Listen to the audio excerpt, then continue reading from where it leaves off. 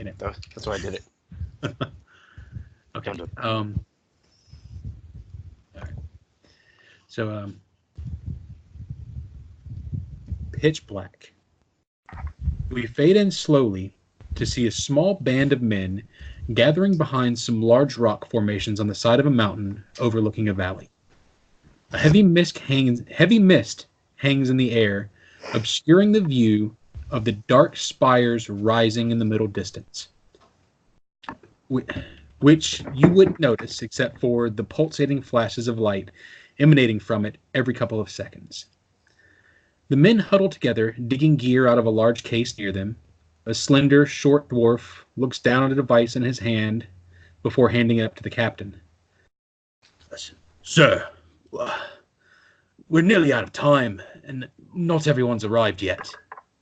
The captain takes the device from him and looks at it himself. He taps it, holds it to his ear, checking to see if it survived the trip. After hearing the telltale ticking coming from the internal mechanisms, he slips it into his pocket. We don't have any time to waste. Who all is missing? 8 more, sir. Most notably, Aaron, Mikhail, Sarah, and my boy. The captain finishes for him solemnly. The dwarf nods and says, Brensom, sir, I don't mean to be pessimistic, but without Cornelius and Aaron, this is futile. This mission's nearly impossible. Brensom looks down at his old friend, nods, and I understand how you feel that way, but it's not necessarily so. We have their gear, he motions to the case. We can still try to shut this down. We have to. He turns out to his team. Everybody, this is it. I know some of you have been waiting here, hiding for days, and some of you have arrived just a few hours ago. Some are missing still. But that doesn't change our mission. We all knew from the start that this was a one-way trip. None of us will ever return to our families or our lives again. Most of us will die. It just seems that some of us may have been taken away earlier than we expected. I can't force you to come any further. This change in circumstance may make some of you want to leave. That's your right. But we must move forward with the plan. What happens here today will determine the entire future of Galarian. Millions will either live or die as a result of our actions, of what we do right now. This is possibly the most important moment in history. And this time, we have to make it go the right way. Now let's divide this extra gear and take the fight to those bastards. He draws his sword and turns his back to the group. Now all of you who would still fight for the cause, on me. Slowly he starts to march forward alone. As he moves further away from the camera, we see the group hastily grab some extra gear and rush to follow him. We pan out and watch the group break into a trot as they run and charge into the center of the spire.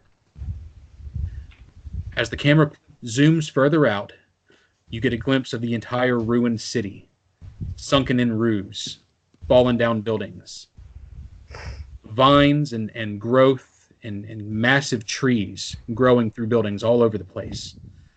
And up in the middle, a massive spire, jutting hundreds of feet out of the rocket that it's attached to. Pulsing from the top is a wave of green energy. As we zoom further, I'm sorry, I lost my place here. As we zoom further out, a massive green wave erupts from the building, 10 times larger than any that we've seen emanating so far. Just massive, covers the whole area. And we fade straight to black. See a flash of light, a young man killing a beggar in a city with a grimace of pure hate on his face. A flash, we see a darkly cladded woman ripping the throats out of a dwarven couple. Flash, a middle-aged man, is dragging a woman dressed in silk bedclothes across a balcony. She begs for him to stop, but his face is twisted into a mask of anger and hatred that she's never seen before. He twists her arm, breaking it at the elbow, and as she cries out in pain, he uses the arm to lift her up and dump her over the balcony. Flash, a man laughing maniacally as he mixes poisons, carefully creating a long list of names. Flash, a man dressed in armor, severs the head of a small gnomish couple, and then he turns to stick his blades straight through the heart of a crying child. Flash, a man falling. Flash, a woman choking, holding her own throat as dark lines crawl up from her throat and across her face. Flash, a woman lay murdered on a blood-soaked bed. Flash, a huge fire. Screams fill the night air. People rush from all around trying to quench the flames. We zoom out and see a large cathedral burning rapidly in the distance. I'm burning rapidly in the crisp night air as we fade into the distance. We fade to the title screen. Please load this thing. Cue the music. We're missing epic music here. My music's not loading. I'm clicking the jukebox tab like I had it already. I spent an hour loading music into this shit. Click it harder. I'm trying. Click faster. Refresh the page. Okay. Turn it on and turn it off again. I was gonna say Refresh reconfigure the power coupler.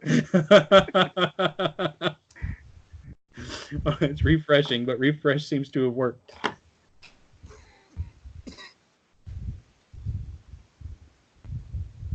Got music now. Yes. That was disappointing. That was terribly disappointing. You were doing great until the music didn't work. Game over. Kidding me. Roll20 will always not deliver. Always Oh, yes. kick me in the balls. Okay. I got kicked out of the game. Like, I'm sitting here trying to get back in. That's what happens when you refresh the page. Like, okay. Fuck me. It said nope. It gives me more time to read. And I wonder how much notes should I have been taking during that? None. Okay. Yeah, as far as the game goes, you want to take notes about what your character actually is perceiving. Okay. Yeah. See, that was just an intro to the game. Okay. Yeah. Which it might be a lot. I might not handwrite them. I might have to type them fast. You can rely on your party members to know things. I have a very bad memory. Or if it's important enough, the GM will probably just remind you. What do you want? No. What do you want? See, all that was supposed to happen like at once. Nice. Oh, there's the music. Ah.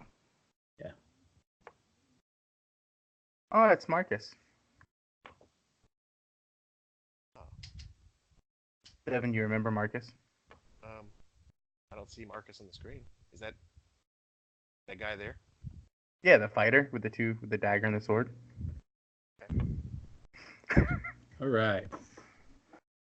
If it was Marcus, he would have bottles in his hand. Oh yeah, that's right. We sobered him up. Hopeless Oh. drunk. Whoops. All right. And now, your connection has been interrupted. I know this. Just go away. Looking real professional right now for the new guys. Right? What is this shit got up right now? A stupid question, but I accidentally clicked on something by Devin's window and his little video chat went away. How do I get that back? Don't know. I don't know. Reconnect. No, it's right there. If you go to the settings tab and then scroll down, there's a reconnect button that should refresh any of the things. That'll work. Hang on. Reconnect. That make a difference? Possibly, but I think it actually like overlapped everyone's image on top of each other now. Okay, or on the very bottom left of the images, there's a little like three There we things go. that come up. You can drag them over, move them around. Okay.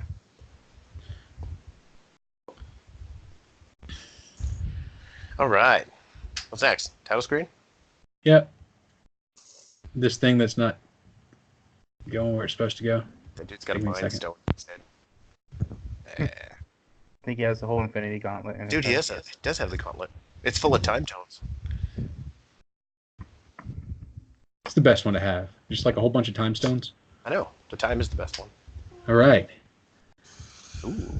Ooh. That's a nice map. It's beautiful. Right. Isn't it pretty? Was it worth it? Yeah. It was. It was very worth it. All right. Here we go. There, it showed back up, Devin. Well, hello. All right. We slowly open back up. The screen starts to brighten. We come in on a bright sunny day. This is a rarity in the region of Aricia. A welcome omen on such an auspicious day. Directly in front of us is the open gates of a small town. As we start to move forward through the gate, we pass by the entrance. We pass a cheery little sign that reads, "Welcome to Sandpoint. Please stop for a moment and see yourself as we see you." You look down and notice a mirror hanging from the sign. Casey, tell us who we're looking at. You're looking at a guy named Argus and his pet dinosaur, Stumpy. Argus is played by Manu Bennett, who you might know from Spartacus that Jeremy pointed out to me earlier today, the Shannara Chronicles, and Arrow. He's wearing leather armor, but it's not quite tailored like the store. It looks homemade. He has a backpack. He has a couple of pouches on him. You notice a scimitar. And then the most thing you notice is his pet, which his pet's name is Stompy. And if you've ever seen Jurassic Kingdom, it looks just like Blue. Sweet. Except for instead of blue marks, it's green marks. And he's just walking into Sandpoint to sell some goods. All right. You turn away from admiring yourself in the mirror and you start to make your way towards the town square. As you look around you, you see a bustling town. People move about the streets, setting up kiosks, hanging decorations, and getting ready. This morning is the 22nd day of the month of Rova. Today is the autumnal equinox, and the first day of the annual Swallowtail Festival. As you move into town and look for a spot to set up your own small booth, you pass by a booth representing the Rusty Dragon, a popular tavern here in town. You see a woman serving beer to two men, one wearing a tri-corner hat, drinking a mug of mead, and idly feeding a dog sitting at his feet. Another person appears to be a catfolk, sitting having a beer with a large hide sack behind him. You approach the square and you see a large cathedral looming where there had not been one the last couple times you came to Sandpoint. So you set up across from the doors of the cathedral, and you find a nice little section in the square right behind the well, and you set up shop. Point at it. Where at? On the map. Right. Well, here. Oh, actually. I'll move y'all back to this map when y'all need to go back to this map.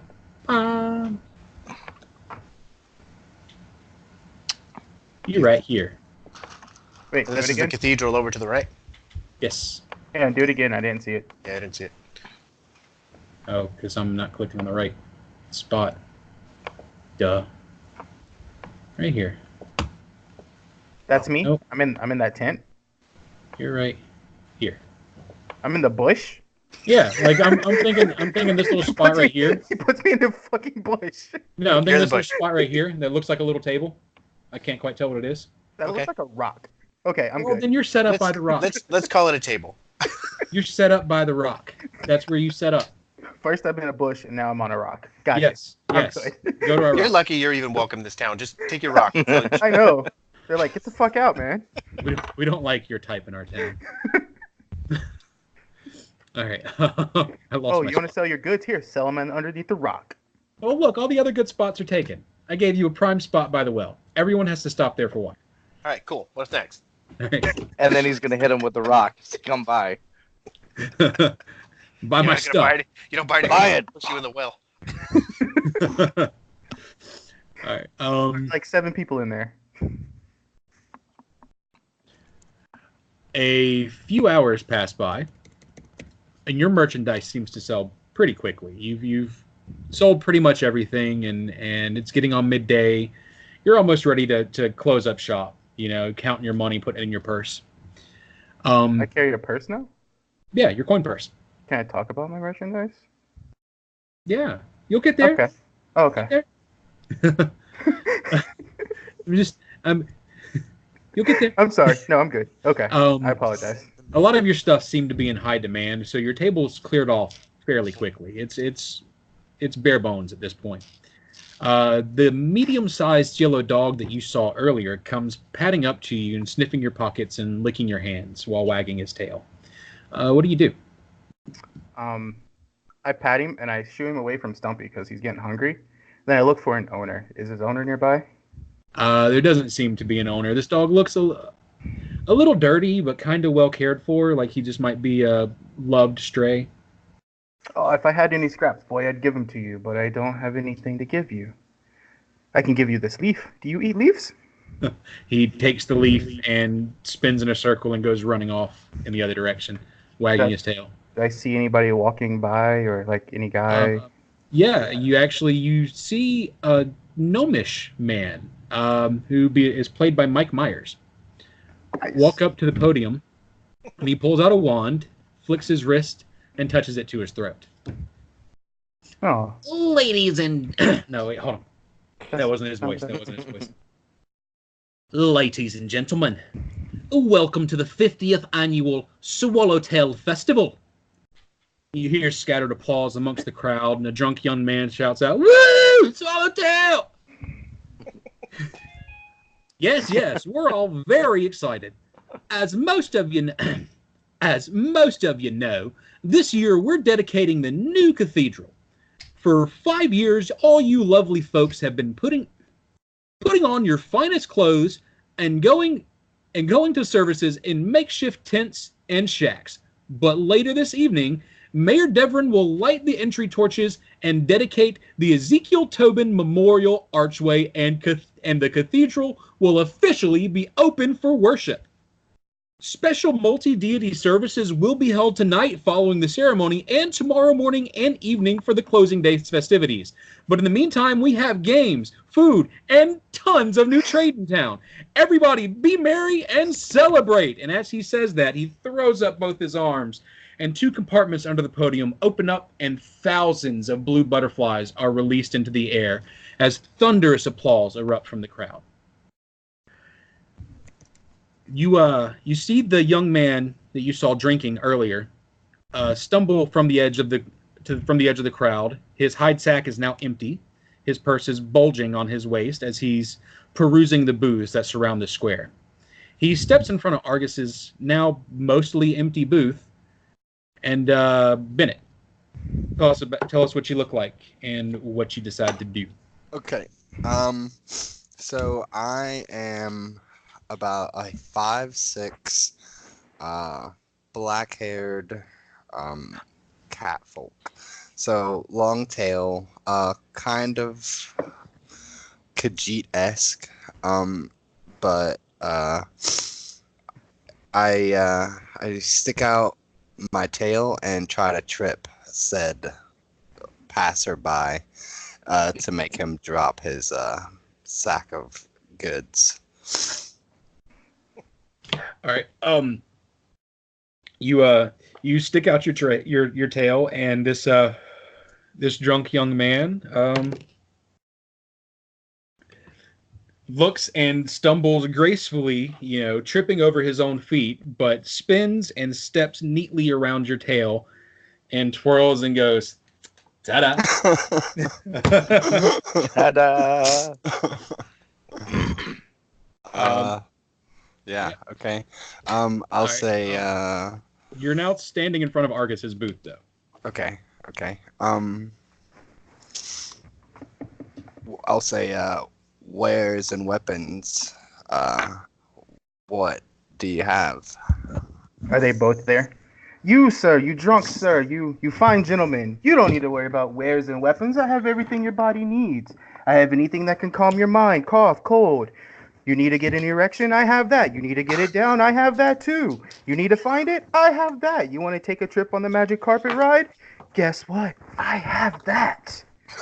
What your body needs, I have. Just buy my herbs and we can go. The drunk man You want to leans last back all in. night He in the goes, taverns? he goes, wait. You got jugs for whiskey dick? I got herbs for your whiskey dick. Let's go. He throws, a handful of silvers down on your table and grabs the first thing he sees and walks off. He doesn't know what he grabbed. 100% how I think a real drug sale goes. Never done this before. 100% what I think. Wait, sir. No, you don't. Well, I guess he went away. How much silver do you give me? That's the stuff that you came into town with is just going to be considered part of your starting gold value. Okay, cool. Yeah. The Yes, same with my Bennett good selling man. all his hides. Okay. Yes, my good cat man. What do you need? What do you seek? I got catnip.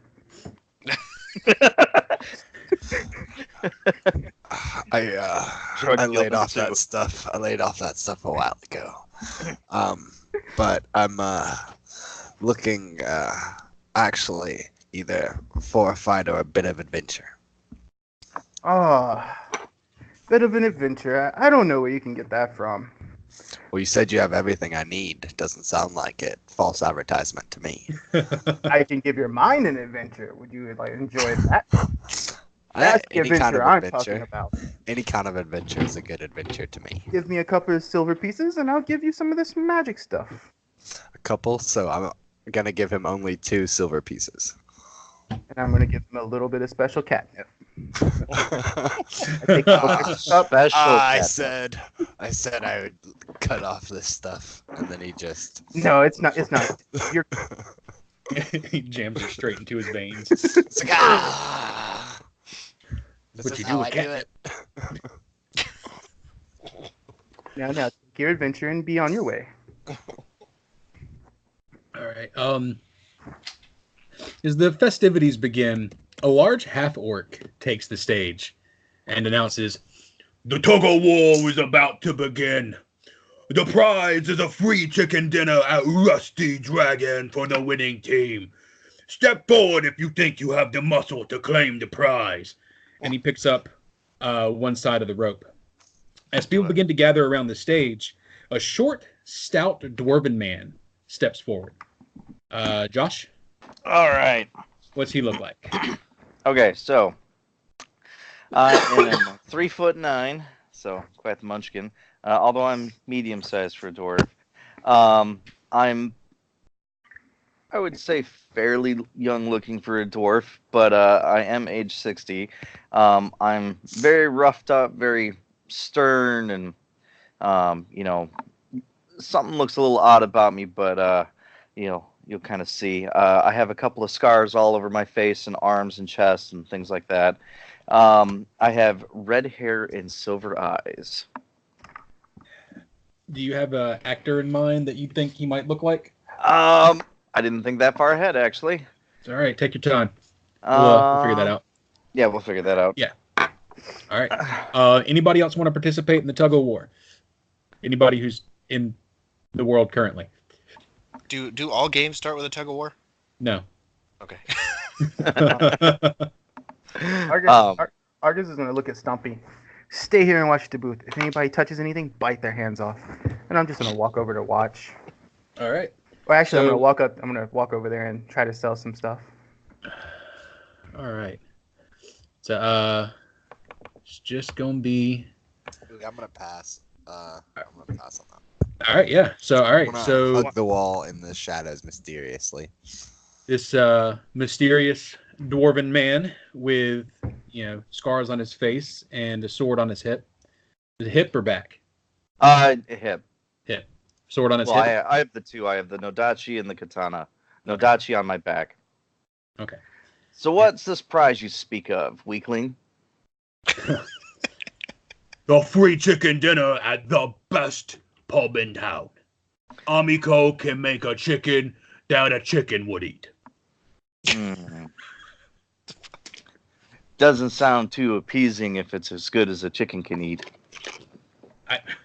Look, it's the prize for the week. We're having festivities. Mhm. The pubs bring in their own stuff, and we give it as prizes to make the people happy. Look, just tug on the rope. He leans in and he's like, just tug on the rope. The people will be happy. Fine. I've been a bit stiff. I haven't worked up a sweat in a while. Let's give it a go. All right. Two other random men from the crowd come up. One of them, shakes your hand. I'm Ven Venda. I run some shops here in town. What's your name? I'm Musashi. Musashi. Not from around here. Well, Musashi, it's a pleasure to meet you. Let's get us some food. Food I can dig. All right. So he gets on your side. And, he stands behind you. He anchors the rope. And what we're gonna do here is we're gonna do 3 sets of strength rolls. I'm gonna add you and the person who's on your side. So I'm gonna let you roll twice with your strength modifier. So it's pretty much just no wait. Vin's on your side. That's right. I'll roll for you. Vin's got a good modifier. I'll roll on the screen, and then I'll roll two times for the other guys. Does that make sense? Yep. You and that guy, and then 2 other guys. We'll do that 3 times, and the first one to win, best out of 3 wins. All right. So. All right. I'm assuming it's a D20 for strength. Yeah. Okay. Yeah. Let's see. I've got a. And you can do, if you're doing it through Roll20, you can do roll 1d or R1d20 plus your strength modifier. All right. I guess I'll do it as the command. So. RD20, then it's what, slash, or is it just a +3? Oops. No, it's it's plus 3. All right. D20 +3. So roll 2. All right. That's just my luck. All right. So that's a total of a 19 added up to their roll 2.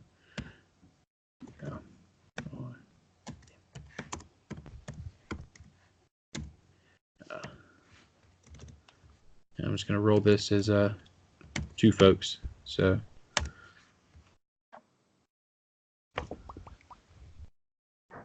All right. 19 to their 22. So on the first pull, we come off our feet just a little bit and, stumble forward. Vin, gets up close to you. We can do this. Come on. Pull hard. 1, 2, 3. And he yanks as hard as he can. Damn. All right. I decided to try this time. All right. 36. Nice. So they roll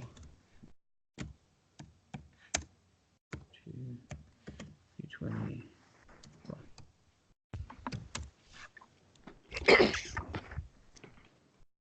Oh, they only rolled at 24. All right, so yeah, we pull them back, and we're back on even ground. It's all right. We do this one more time, and we'll go get us some chicken. You like that? I like chicken. Surely he's going to roll well this time. He hasn't rolled well a single time yet. 2 nat 20s. I really want this chicken. All right. Yeah. Oh, Jesus. 2 nat 20s in a row. Yeah. Yeah. So that's 42. I'm not even going to roll for the other dudes. Like 42. We pull them off their feet and they go face first across the stage. The orc stands up. All right. You can go talk to Amiko and she'll give you your chickens. And Better be as good as what you say. Vin grabs you by the wrist and turns around and says, "Now we celebrate." And he lifts your hand up into the air, and the crowd just goes wild. People are clapping, and you swear you might see some panties hit the stage. Yeah, everyone's excited, and all of a sudden, that applause is split. It's broken by a flash of light that's so bright, even in the midday sun, it momentarily blinds everyone. and there's a crack of thunder so loud it causes the entire crowd to duck and cover their ears. And about that time, a man appears seemingly from nowhere, about 12 feet above the ground, and he falls face first onto the pavement. What do y'all do? Now, I you're grab all my three in the weapon game. and get in my stance. In my Okay. fighter stance, hands, weapons almost drawn. Okay. Casey, Ben? I run over there, see what it is. I'm And gonna. I call for Stumpy. Oh, sorry. I'm still on the wall, and I'm just gonna observe. And Alright. I'm gonna focus on that guy. And if he does move, I think I'll act. All right. Well, yeah, this guy lands face first down on the ground, and he's laying there for a second, and as the crowd circles around him, the guards get there first, and then Argus is standing on the edge of the crowd, closest to the guards, but still behind. And the man on the ground starts to stir. What's he doing? He's getting up slowly, and coming to the realization that he's naked on the ground and in pain. And he's There's a looking. sword in your face. Okay. He sees the sword, and he doesn't notice it at first, but as it comes in, his vision begins to kind of clear up. He immediately has his hands in the air, and he's like, whoa, what's going on? Where am I? You're in Sandpoint. Where'd you come from, sir? No. This isn't right. This isn't right. He's looking around like panicked. And for you guys don't know, he looks like if you think of Doctor Strange. He's a naked Doctor Strange on the ground here. he's looking around like, what year is it? What year? What year is it?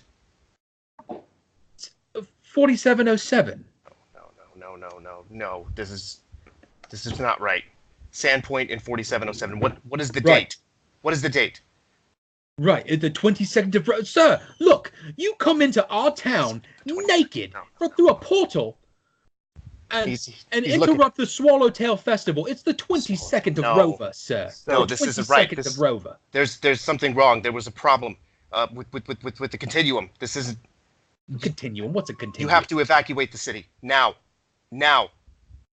Look, sir, just calm down. Look, you're scaring everyone. There are They should be thousands of scared. people here today. So can Argus act? Yeah, y'all can act. Okay. Y'all can interrupt anytime. While the guard is arguing, I tell Stumpy to block the hill in front of the guard to get the sword. And I go over to the guy and I hand him some herbs that help with pain. Give them to him. Take these. They'll help. It's like, And- what is it? It will help with your soreness. Is this going to alter my state of mind? I can't No, afford it's to be not. out of. It's not gonna alter your state of mind. Your He's- bruises, your hold- scrapes, you feel the pain from them. It will help with that. We need to evacuate the city. He's looking at you, Casey, like you're the only one who is listening to him. Well, we will. Just take I'll these. approach him very and- slowly, but with my sword drawn. And I go in my backpack and I take out a blanket and I wrap it. Let's just cover up your unmentionables. And I Yeah, look he's- at the guard. There's no he's- need for swords here. He's holding what you've got, and his hands are visibly shaking, and he's looking from one person to the next, like he has no idea who's in charge here, what to do. Here, come with me to the well. Let's get you some water. All right, the guards follow. And I have Stumpy keeping him back far enough. Like he's growling, hissing. He's Trying waiting to to start like protecting him. all that. Yeah. The captain of the guard approaches. What's his voice? What seems to be the problem here? He's played by Davos Seaworth. I can't remember the guy's name. Davos, nice. Davos. Just give him a chance to calm down, and we can question for more. We can get more answers. Let him chill, calm for a minute. Yeah, he's kind of Is taking this whatever the you man give who him. fell into town? Yes. Yes. Yes. Did you He- take what I so- gave you? He's still got it in his hand. He's just kind of Okay. like shaking, and he's looking at this guard captain like, we have to evacuate the city now. So look, I'll listen to you. No. You don't understand. Look, no, look. We have to escape now. All of these people here are going yes. to die, and he raises his voice and points at everybody behind him who's obviously gathered around. Yes, I understand. It's the end of the world, yes? Yes. Hell on earth is coming, right? You don't even know. Mountains will fall and the skies will boil. You don't even know. And he's like, he can almost tell you're patronizing. He looks back at everybody. He's like, you all need to run. You need to save yourselves. He's addressing the crowd, and like his hand is squeezing on whatever herb you gave him, and it's just like smashing in his palm. And he's like, you all need to run now. You need to save yourselves, or everyone here is going to die. So it will, like, going by like the rules that I looked up for this, it's for pain in there. It's like a liquid form. Like when you squeeze it, the juices in it. It's like milk of poppy. He's getting milk of poppy through the palm of his hand. So, all right, that actually works out perfect. As this starts to, seep into your pores, you calm down a little bit, and I don't want to say you pass out, but you calm down. You start to slow your speech. You feel a bit tired, and you start to sit down. Okay. And he's kind of rambling a little bit more silently and very incoherently, and he's saying words like continuum and gravity and planar and just like different words that don't mean a lot to people here. Yes. Look, and the captain has gotten a blanket. Now one of the guards has delivered him a blanket, and he wraps it around you. He says, "Look, I understand." Oh shit, you did. I missed that part. Sorry. Yeah, you put a blanket. He puts a blanket on your blanket. We need more blankets. Do we have extra clothing somewhere? Bury him in blankets. This is the blanket I sleep in, and it's not nicely touching him in nice places. He's got a bit of a wedgie. He's scratching his ass from the outside of the blanket. Look, I understand you're very upset. Now you have to speak slowly. All right? What is happening? The end of the world is tonight. Tonight. Right. And how is this going to happen? And he's becoming a bit less coherent here. All right. I understand. We designed is just it's a device. We traveled with the device. It's malfunction. It was a malfunction. The radiation mixed, and he's kind of getting loopy from this opium apparently.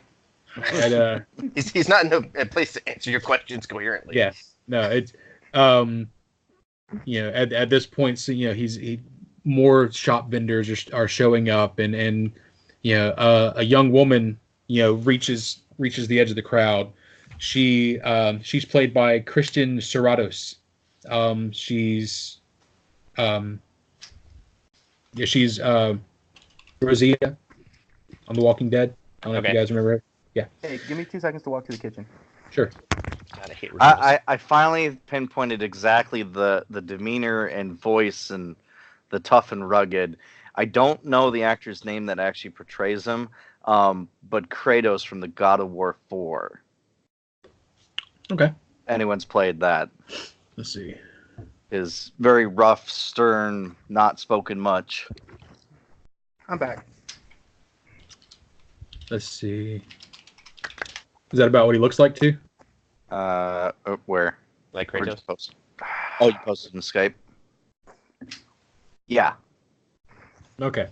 That helps. I'll change the look just slightly. I'll try and get a different picture. But That's fine. if you played or seen anything of the game, it makes more sense. Yeah. All right. Okay. So Rosita from The Walking Dead, Kristen Serratos, comes up with a mug of beer and holds it out for you. Here, take this. It'll make you feel better. As you reach out for it, the mug is a little slippery, like it's sweated a lot out in the hot sun, and it goes straight through your fingers and smashes on the ground. That's just a waste of beer. Yeah. All right. So the sheriff helps you up, and we're going to take him down to the garrison and ask him some questions. Everybody continue on with the festivities. We will comfort this man and bring him back out once we figured out what's going on. He's like, save yourselves. So they looks back at what's it, Argus? Looks back at Argus and he's like, what did you give me? He's like dusting his hand out. Captain, do you mind if I go? I'm curious. Yeah, that's fine. Yeah. Actually, so I'll withdraw my sword and be like, any chance I can get information about him later? Sure. I don't know who you are, but I mean, his crazy rants make me very curious. Y'all, he came into town very, very fast-like, which I understand. But then you wanted to kill the man. I just want to make sure he gets there safely. He looks back I'm at both more of you. He's defending like, myself. he looks back at the two. He's like, save yourselves. Yeah. So the sheriff he recognizes Argus a little bit because Argus is from the area, and he stopped in some. Cthulhu still hasn't acted in this encounter. And but yeah, shoot, I'm sorry, what's his name? Who? Musashi. Yes. Yeah. He looks at Musashi and says, "You will come by the garrison later, and we'll discuss things. I like to try to trust strong-looking individuals, but I mean, you do understand you are very new to town."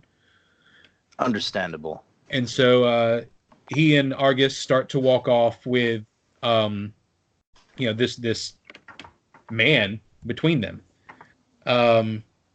That's as they make it a little bit down the road. Casey, make a reflex check. Let me pull up my character sheet because I didn't have it ready. Sorry. Professional. That is a 17. All right, 17 total? Yeah. Okay. The man slips from your grasp and stumbles down to the ground. And as you turn around to reach for him, he scrambles off on his hands and knees and manages to slip away between two buildings, still wrapped in your bed towel, in your bed sheet. Damn it, there goes my bedroll. I told y'all to get him some freaking clothes. Dripping ball sweat and his shit all over it. Thanks, guys. Thanks for listening. Way to drop the ball. Stumpy, go fetch. Balls. So after a long period of silence, you hear the band start up in the background. By the way, did I leave my horse just outside of town or something? Yeah, he's Okay. He's Stable. we'll say I thought he's I'd ready to stay ask. for the night. Yeah. Yeah. He's holding up somewhere. I forgot about your horse entirely. That's why I was making sure. I'd say he's probably stabled up nearby. Yeah. All right. Is that too loud? No. I don't hear it. So I sent Stumpy to chase after. What was All right, Devin's so- character's name? Did he give it? As- You didn't get it yet. Okay. I didn't. I just want to make sure I didn't miss anything. As Stumpy continue to starts to chase run after off, The half-naked man. the gnomish man, played by Mike Myers, comes back up on the stage. Well, the games must go on, huh?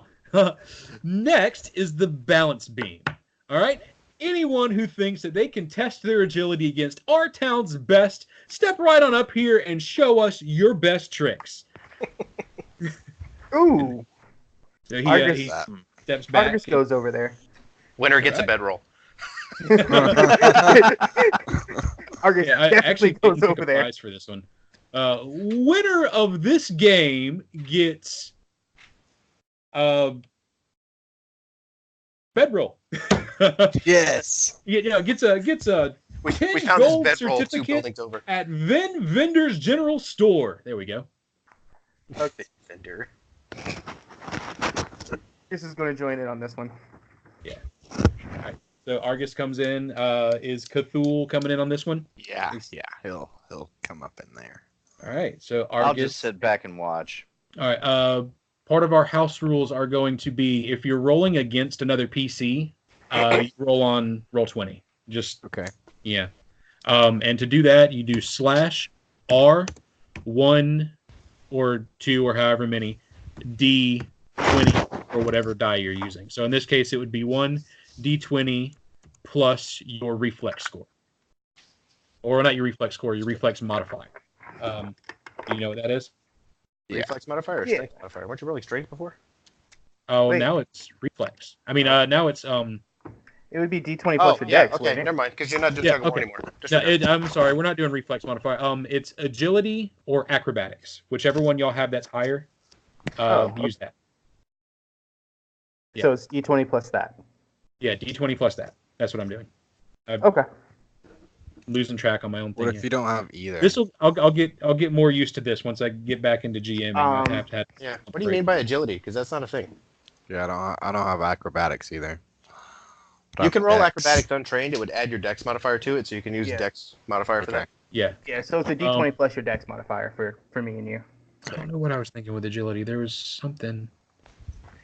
Are you thinking of 2.0 because this has been converted for that? Okay, yeah, that might be what I'm thinking of. But yeah, so yeah, roll your acrobatics, which will be your dex modifier or your acrobatics if you. So you if said it's Oh, roll. That's not right. Yeah, it's / Slash. Roll. R Okay. R. space 1 D20 plus. So. Ooh. So, all right. Argus gets up there. He's like, he wants to go first. Oh, Nah. He wants to go first, and he jumps up and spins around on one toe and somersaults over his head and flips, back flips and handsprings. I don't know acrobatic things. So, just finishes off with a beautiful flourish and lands perfectly on his toes with his wrists together up. All right. Cthulhu steps up. I got this. You step back on one foot, go forward to do a cartwheel onto a handspring and then a backflip. But as you bring your hand down for that first cartwheel, it just slips off and you hit your face on the balance beam and tumble straight to the mat. Ouch. I should have stayed in the corner. A couple other townsfolk come up and do mediocre performances. They can walk back and forth and do backflips and do cartwheels. There's a little kid that gets up there and everyone oohs and ahs and claps as she slowly toddles from one end of the balance beam to the other. The little yellow dog that came up to y'all earlier runs up to the little girl and licks her face as she comes down off the balance beam, and they roll around on the mat for a minute. It's really adorable. Then let's see, what am I? Okay. Then that little yellow dog comes up to you, Bennett, as you're laying on the ground, and he paws at you and licks your face and runs off a couple of feet and comes back with a ball and drops it by your hand as you're still laying halfway prone on the mat. He barks at you. What do you do? A ball, and just gonna haphazardly throw it just away from me because I'm not a dog person. Literally. He runs over and grabs the ball and comes back and tries to follow you, but you just ignore him and he gets the hint and goes on. Now it's I skipped a spot. The gnome comes back up to the stage. He's, all right, now it's time for today's final official event, and he winks at the crowd. He said, "It's the Sandpoint Foot Race. anyone who thinks that you can beat our town's fastest runners, get up to the starting line right here by the cathedral and get ready to run. Tonight's grand prize for the foot race is a full night of drinks down at the Hagfish, right on the seashore, the docks. Yeah. Felt like Porky Pig there for a minute. Definitely Put in a- for put this a- one. I think I'm gonna go get my chicken. All right. Oh, at the Rusty. At the Rusty Dragon. All right. You head off towards the Rusty Dragon, and as you get in there, Vin Vendor is, coming out with his chicken. Amiko's already got yours ready. You want to eat out here at the tables? Sure. All right. So you grab your chicken and head out to the tables. And then, this is going on at the same time as the foot race. We're just going to do it separate. Yeah, you go and grab and sit down at the tables. Then asks you, so, where you from? Oh crap! Hang on, I need my sheet. Yeah. I forget names. It's all right. You're going to have One to say moment. this more than once because, Vin's not your party member, so you're going to have to tell these guys if you want them to know. But Yeah. 1 second. It's a good idea. It helps if I keep that up in front of me. I should bold this too.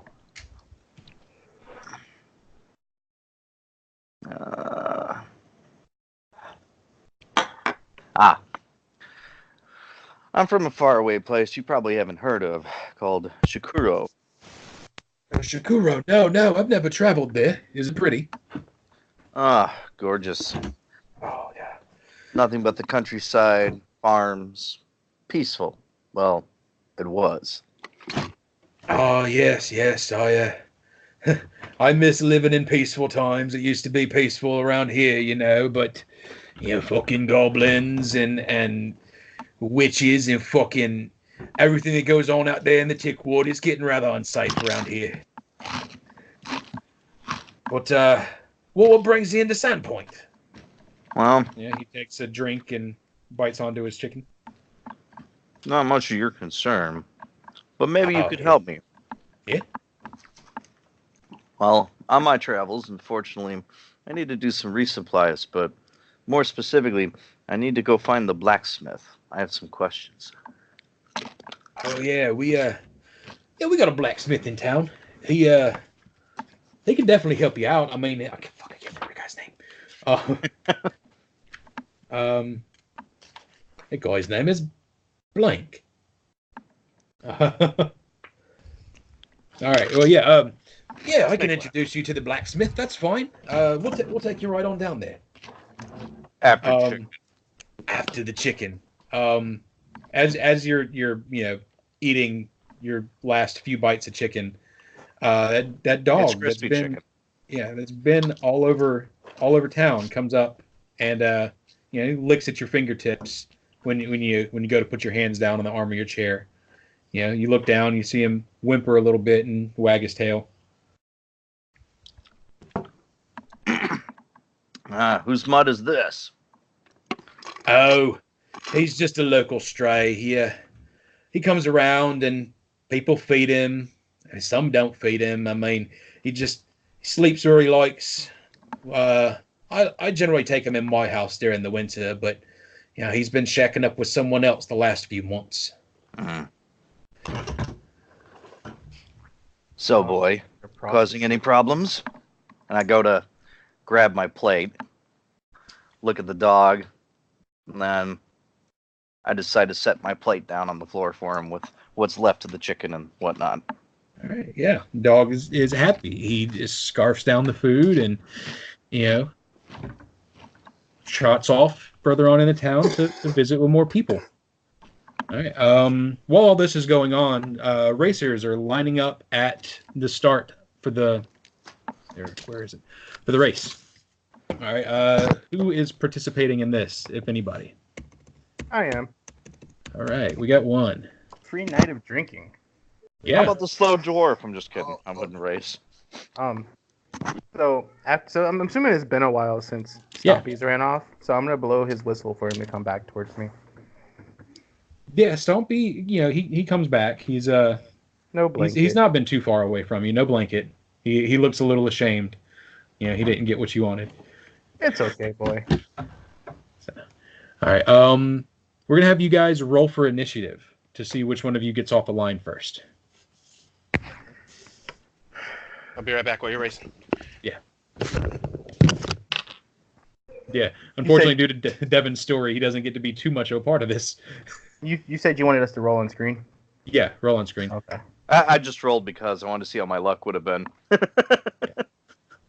A dwarf in a foot race, no luck.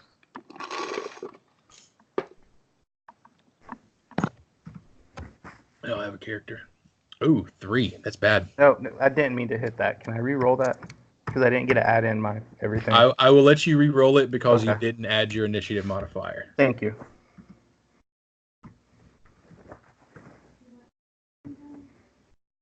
Is it 4 or 3? It's 4. Okay. Ooh, shit. All right. Throwing rocks. Oh, damn, look at that. Dead heat. All right. So both of y'all seem to come off the line at the same time. There's a couple of townspeople who come off at, just a half step behind y'all.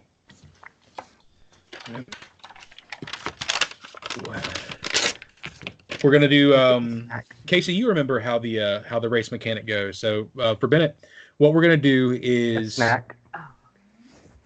what we're going to do is there's a series of obstacles in a race, and I'm going to let you go first, and you're going to go until you fail an obstacle. Which, I mean, you'll have to roll on the screen for each of these because you're rolling against Casey. But you're going to go until you fail an obstacle. And once you fail an obstacle, it'll go to Casey's turn, and a and pillow. he'll go until he fails, and then back and forth. I have a bony butt. Sorry, guys. Didn't mean to describe my butt. You have an itchy butt? No, I have a bony butt, and the chair I'm sitting in has no cushion. So You might want to fix that. I looked into butt surgery. It's not worth it. I meant just get a cushion.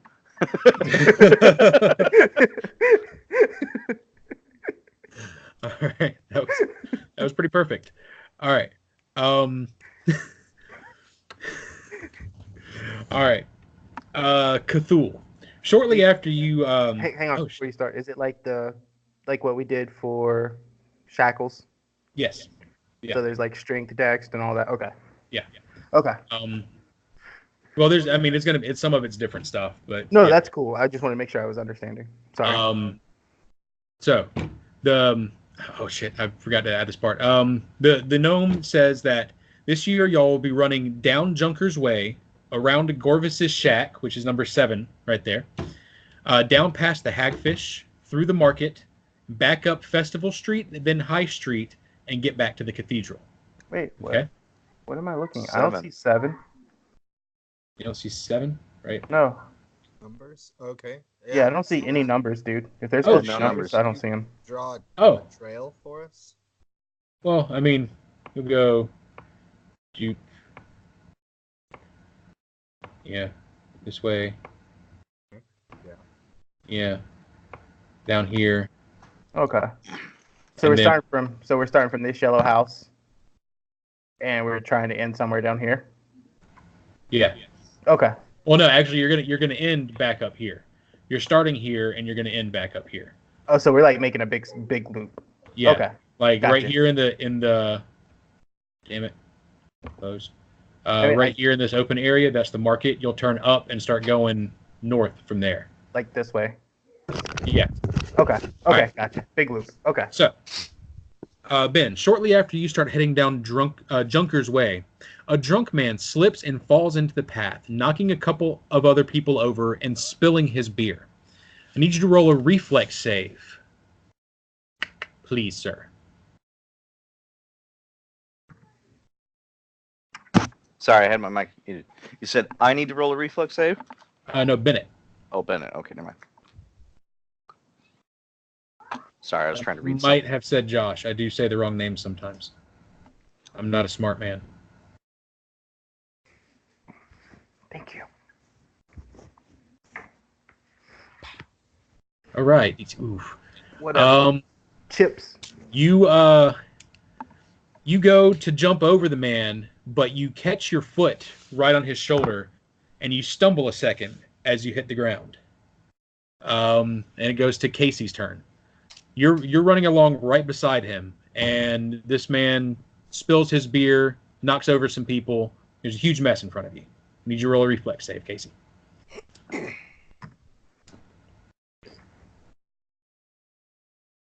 18. 18. All right. You just barely cleared that man's shoulder and kept from stepping on Cthulhu as you landed on the ground on the other side. Okay. Roll a perception check, please. Isn't there a way to re-bring up your rolls? On the side, there's a little thing that looks like a crazy shape, and you can just push whatever you want to roll. One thing you can also do too is if you click into the chat and hit the up arrow keys, it will pull up the last several things you've typed in chat. That's what I was looking for. Yeah. Yep. You said perception, Jeremy? Yes. Perception. All right. Perception. Let me get another drink. There you go. Okay. That still ended up being the same thing. All right. So, you continue on. You get around to the shack, and you turn. As you pass by the garrison here, the other little castle-looking thing, there's a sudden drop-off. A steep slope lies in front of you. You start to descend, and a loose stone slides out from under your foot. I need you to do another reflex save to avoid it. You can also do a strength save to keep yourself from falling. Add 3 to that. 18. Okay, 18. Yeah. All right, yeah. You maneuver and manage to slide down easily on, keeping your feet underneath you and run forward onto the hagfish, where a patron bursts out right in front of you and vomits all over the street right by your feet. I need you to make a fortitude save to avoid throwing up.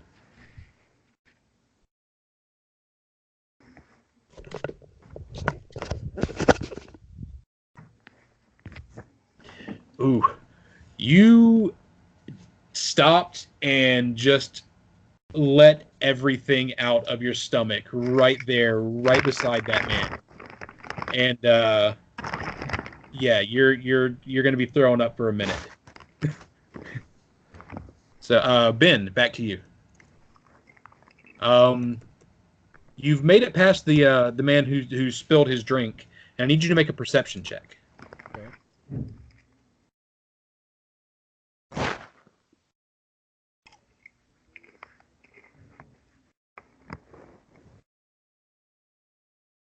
You failed your perception check. Okay. No, you didn't fail your perception check. Okay. There we go. So you continue on past this, past this shortcut that I can comfortably tell y'all now. You continue on past this shortcut and turn around the corner at the man's shack, Gorby's shack. Yeah, Gorby's shack. And you pass by the town garrison. And as you start to go down, Casey's disturbed so much dirt that it's too loose for you to be able to walk down. I need you to do an acrobatics check to avoid. To get down. It would be a dexterity check. All right. All right. Okay, that's better. All right, you stumble, but you manage to keep your feet and keep running around as you get around to the hagfish. Now you see Casey and you see Argus and a random patron both just losing it on the pavement. I need you to roll a fortitude save to keep from vomiting.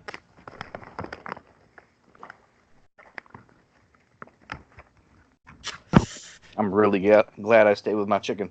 Yeah, you also lose it all right there. All right. All right. Back to Casey. You managed to, completely empty out every bit of food that you've had in the last couple days, and stand up, wipe your mouth, and you're still ahead of most everybody. There's this cat man beside you who you sold drugs to earlier. Yeah. But It's not my drugs making you throw up. Yeah, he's still losing it, and he definitely blames you. So yeah, now you you turn. Those yellow spots you might want to re-pick up if you want to get the full benefit. You turn and you head up. You head up this road right here. Oh Jesus! Got big stuff. There we go. Stay there. All right. There we go. You head up Festival Street, which is right here. Yeah. And you run into a group of festival goers who have gathered around a single booth that has a special, commemorative plate for this Swallowtail Festival, and they're blocking the road. I need you to roll a charisma check. You can either do diplomacy or intimidate to get through. Poorly planned race. They really should have cleared the streets. Yeah, They should have. they should have. Is that towards me? That's towards Casey first. Okay. Said intimidate or diplomacy. Intimidate or diplomacy.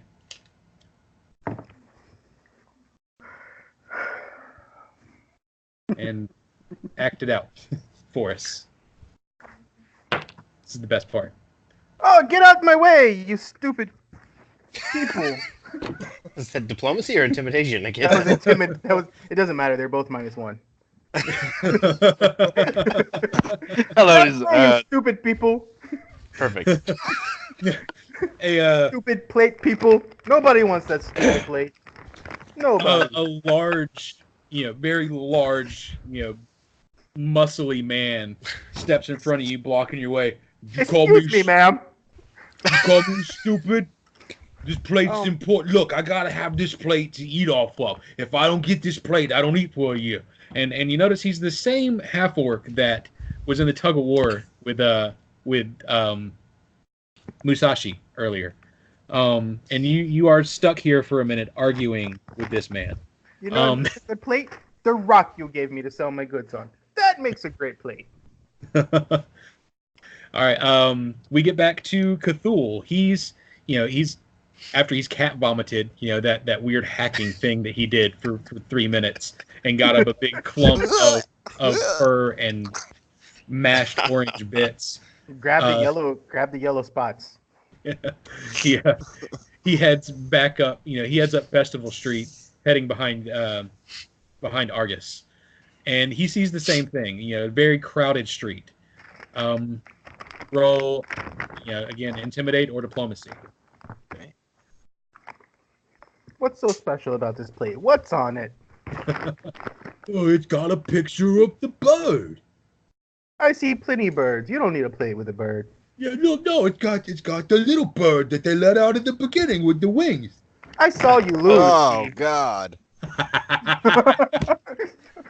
You guys are both gonna be arguing with this guy and his plate for like 20 minutes now.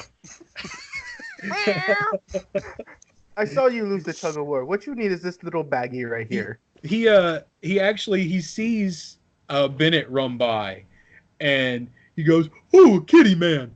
And he reaches out, and he wraps his arms around the cat. Oh God. And he starts petting you. And he won't let you go. But his attention is away from Argus now. Have you ever read Of Mice and Men? Yes. Yes. That's what I'm picturing right now. Oh my gosh. And stroke his little beak. I will call him George. We'll call him George. Oh my gosh. All right, but yeah, his attention is off of Argus now. Thank you, Catman. And yeah, you get to run on, As you turn the corner onto High Street and start to make your way back towards the final leg of the race, heading towards the cathedral, you see that a group of festival workers have erected a 10-foot tall wooden wall obstacle in front of you.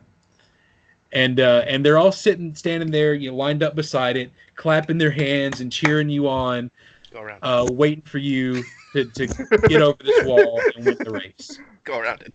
Exactly. That's what I'm Can't go thinking. around. That's a Cannot big go ass wall. Can I just like? Okay. What am I rolling? Climb check. Oh, okay.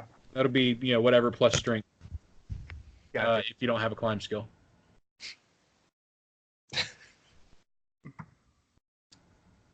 You take a run at it, and you jump and plant one foot and try to grab, but you're just a little bit on the short side.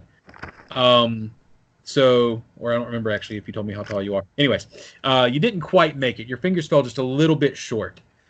And as you back up to make another run for it, Bennett is coming up the path behind you. You're gonna get another good shot before he gets up here. I don't say. Hold on, it's Casey's turn. Yeah. Yeah, it's still Casey's turn. He's gonna get one more shot because you failed that last one pretty bad. Sorry. It doesn't fucking make a Come difference. on, You did the same thing. You do the same thing. All right, yeah. You run and you hit the wall, and your fingers fall just a little bit short. Now, Bennett, you're running up just as he's getting back to his point for where he has to get his running start. So I do the cocky stride by him, and I say, "This is where Cthulhu strides," and I jump early Oh shit! All right. and put my cat claws out and try to get over the wall. If I could point my webcam at the screen, if it wasn't attached to the screen that it's on, I Yeah. would. Exactly DC 15. You That's hop over the wall at the last second, beating Argus, landing on both feet perfectly on the other side. As the gnome comes up to you and grabs your hand and he tries to lifts it above his head, which is really just kind of like your waist height. Yeah. He's like, the winner and champion of today's foot race is what's your name, sir? my name is Cthulhu. Sorry, everybody. Trying not to get Chatul! in. Yeah. And everybody's excited. They all clap, and the owner of the Hagfish comes up smiling. He's like, "Yeah, I look forward to seeing how much of a bill you can run up." And he chuckles. He's pretty happy. He doesn't think that you can do much. Yeah. Got it. While all this is going on, our scantily clad Hero. mystery man Okay. has Did you say hero? has found himself a place to sit. Do I see him? I found myself a place to sit. Yeah. Okay. Found himself a place to sit. Is he in like my eye shot? You can go look for him. I would think, Jeremy, I don't know what plans you have for him, but I would think that he probably ran through the town trying to escape this Velociraptor that's chasing him. No, And the some- Velociraptor's back with me. He's with you now, but he was trying to get away from him before, while you were running, right before this race, and eventually shook him. He doesn't know why. You whistled and called him back. At that point, he would have been two priorities. One, find clothes. Two, get to ground zero of where the shit is supposed to go down. That's what he's going to want to do. So yeah, he's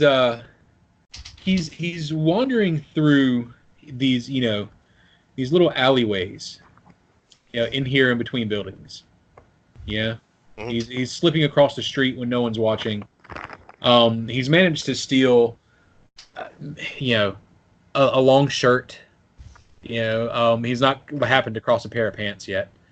But he did get a long shirt, and he's found a couple of heels of bread, and he sits down against the side of a building to eat for just a second and collect his thoughts. You still got my blanket. Yeah, you still got your blanket. Your blanket. Maybe I've fashioned your blanket into something of a kilt. I was just gonna say toga, but that works. I've got a shirt. And that dog that's been all over the place. He's found you. He comes up and he sniffs of your face, and he sniffs you over thoroughly. He quite confused by what and who you are. I'm extremely confused by what and who he is. But he curls up and lays down and rests his head on your leg, and starts taking a nap. Okay, I'm very, very carefully gonna kind of pet him. Yeah, he's acceptable to that. I'm gonna talk out loud to the dog. Be like, "You better get out of here, because I don't know how this is gonna go down." The dog can't understand me, but he's never he's just got to talk to somebody. And he's just like pets this dog that strokes his head, and he's like, "You better get out of here, because something's gonna go down tonight." And he'll offer the dog a piece of the bread he's got. The dog sniffs at your bread, but he's already been fed a lot today, so he turns it away and just lays down on your lap and goes to sleep. Okay. You are relatively near the hagfish, and everybody else has kind of made their way in that direction. And the owner of the bar steps out and he announces to everybody, "All right, now's the time for the last grown-up event of the Swallowtail Festival. Now we drink." And it's the annual back room Swallowtail drinking contest. Is there anybody who wants to participate in that? Where's my stool? I haven't won anything, so I'm going to try again. Being within earshot and extremely concerned about something else, my character is not going to want to drink. All right. Getting confiscated. So as I'm talking to Stumpy. Now I am. Oh, this is rigged. I am going to be kind of peering from around the corner at what's going on. I guess if they're out in broad daylight, just kind of watching what people are doing right now, looking for an opportune moment to sort of move towards where, like I said, towards this ground zero area. He wants to be ready for what's going to happen. All right. Well, I might also be looking to arm himself in some way. Yeah, absolutely. So Where's okay, this well there you guy? go. Maybe Where'd they take him to? I'm going to want to find where the blacksmith's guild is. And I know I look ragged, like people probably aren't going to want to talk to me like this. But I'm going to want to know where the blacksmith is. I'm going to want to be able to try to get up in there and arm myself. Okay. All right. Well, while everybody is making their way to the hagfish, you actually you don't find the blacksmith, because it's a large town, or at least large by comparison. But you are relatively close to the garrison, and you manage to make your way into the back store. Sorry, I was trying to get out of your way. Yeah, into their own little armory where they keep spare weapons. Okay. And you see on the wall there's a short sword. There's a rusted broadsword, a shield, a mace, a longbow with a small quiver of arrows. You can take a couple of these things if you want. Do I have time? Is anyone around? Do I need to percept if anyone's coming, or you said I got in there, so I don't know. Yeah, roll perception. Okay, what is my perception? I probably should have had this prepared. Perception. 22. 22. All right. Yeah, you managed to hear some guards on the other side of the wall, talking loudly about that weirdo that came into town today. We're gonna have to file a report. I don't know what we're gonna do. Captain's gonna make us answer a lot of questions because we saw it happen. Yeah, they're just complaining about the amount of work that they have to do, but it doesn't sound like they're moving. Okay, Sounds like but they're without sitting in place. Still, without wasting too much time in here, he's just going to grab whatever's closest, a mace, and make his way out. That's what he's going to get. He gets a mace, and he runs out in a long T-shirt, a blanket kilt, and a mace. with a happy dog, wagging along behind him. He's not minding the dog, but he will keep an eye out for some kind of pants. Yeah. All right. Back at the Hagfish, we got some drunks going down.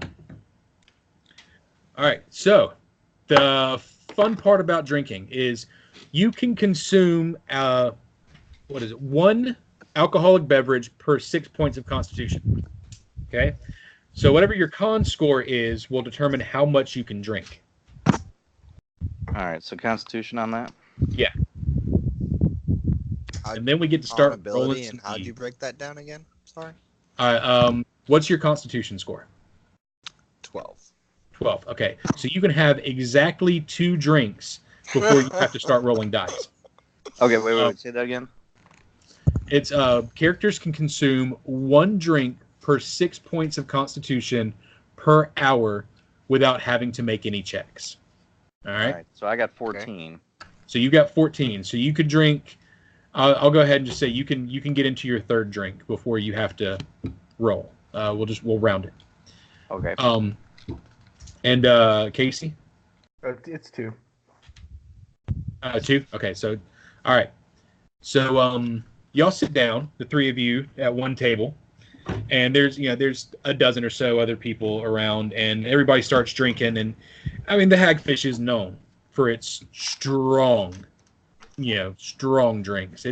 It's really more of a rubbing alcohol than it is a drinking alcohol. But I'm drinking right now. Yeah, everybody loves it.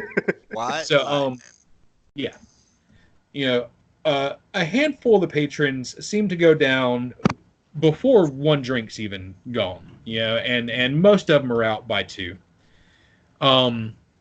As he pours the 3rd round, Musashi downs it. He looks a little bit shaken by it.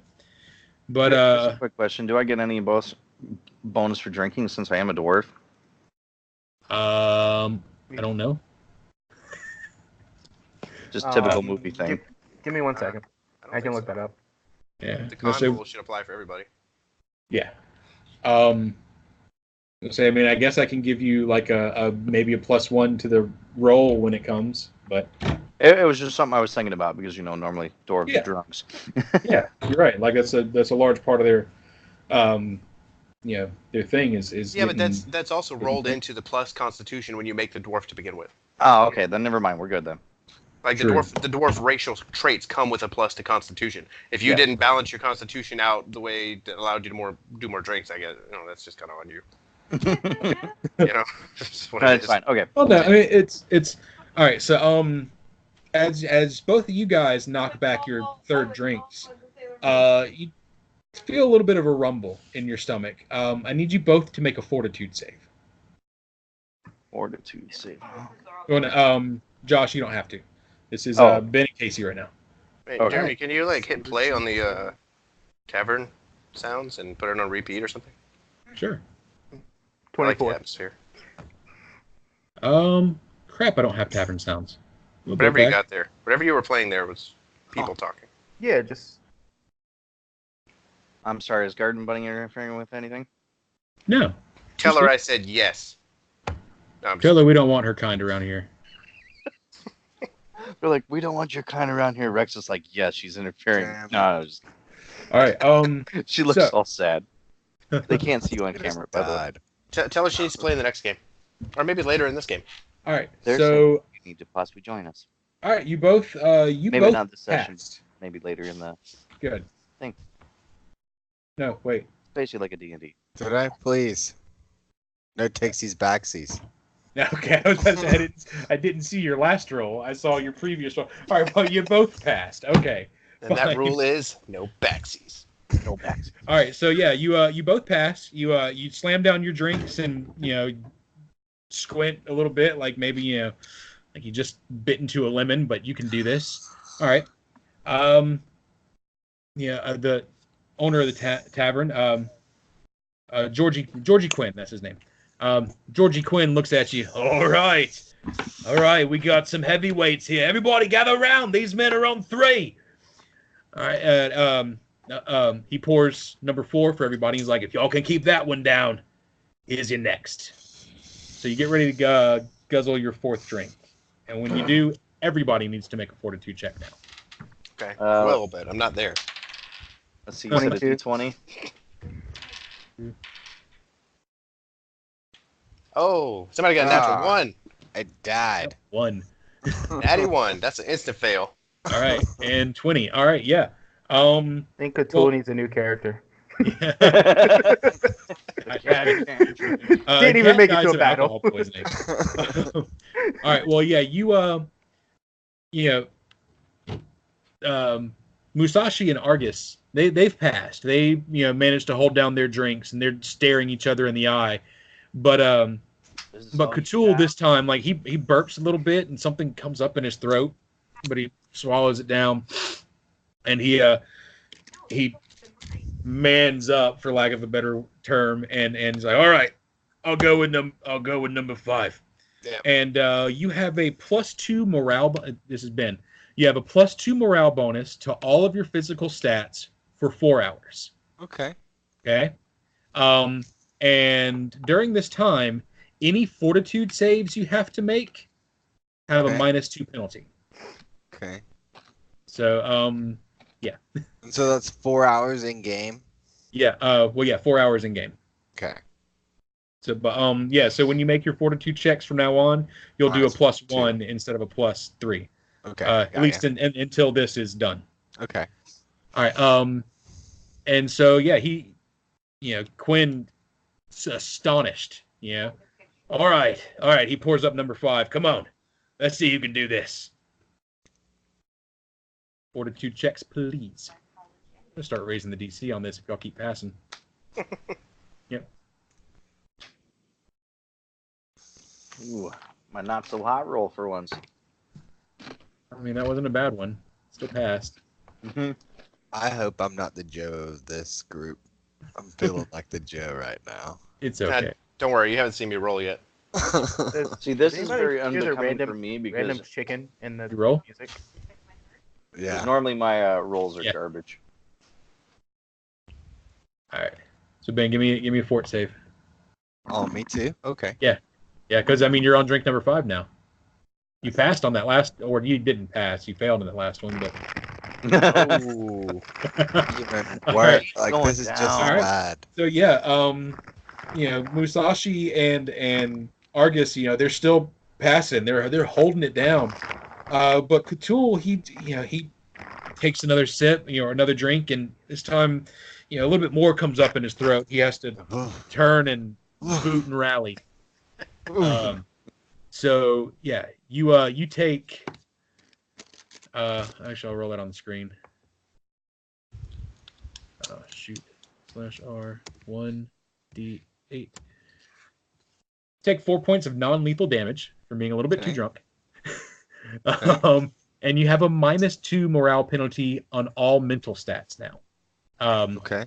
For the same amount of time as your pluses on the other stats. Yeah. All right.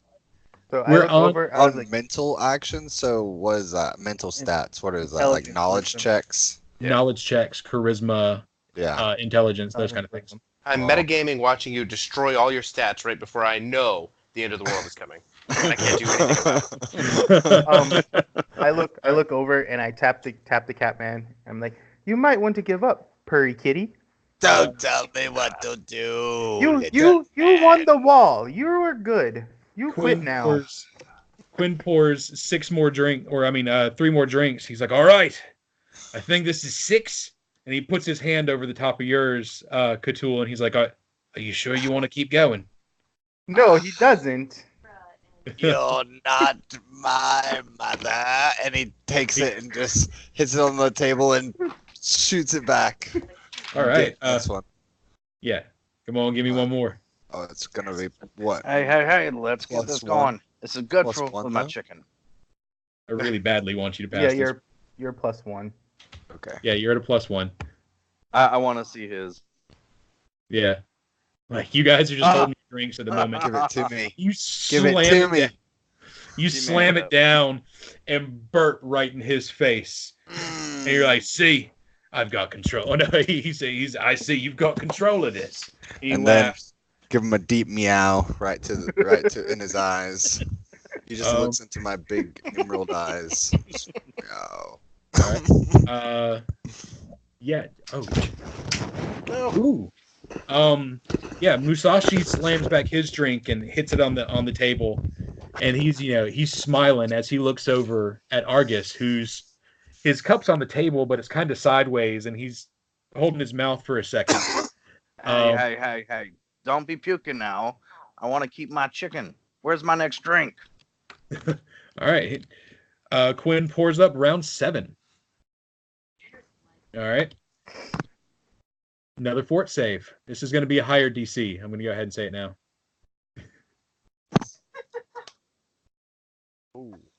Ooh. Not great. You're fine. Where's that Good try. slash? Casey's actually drunk. Maybe. I'm not saying I'm drunk, but 7. Okay. All right. Perfect. So yeah, Musashi, he takes his drink and knocks it back and throws the mug across the room. Like, and looks at Quinn with a like, is this the best that you can give me kind of look.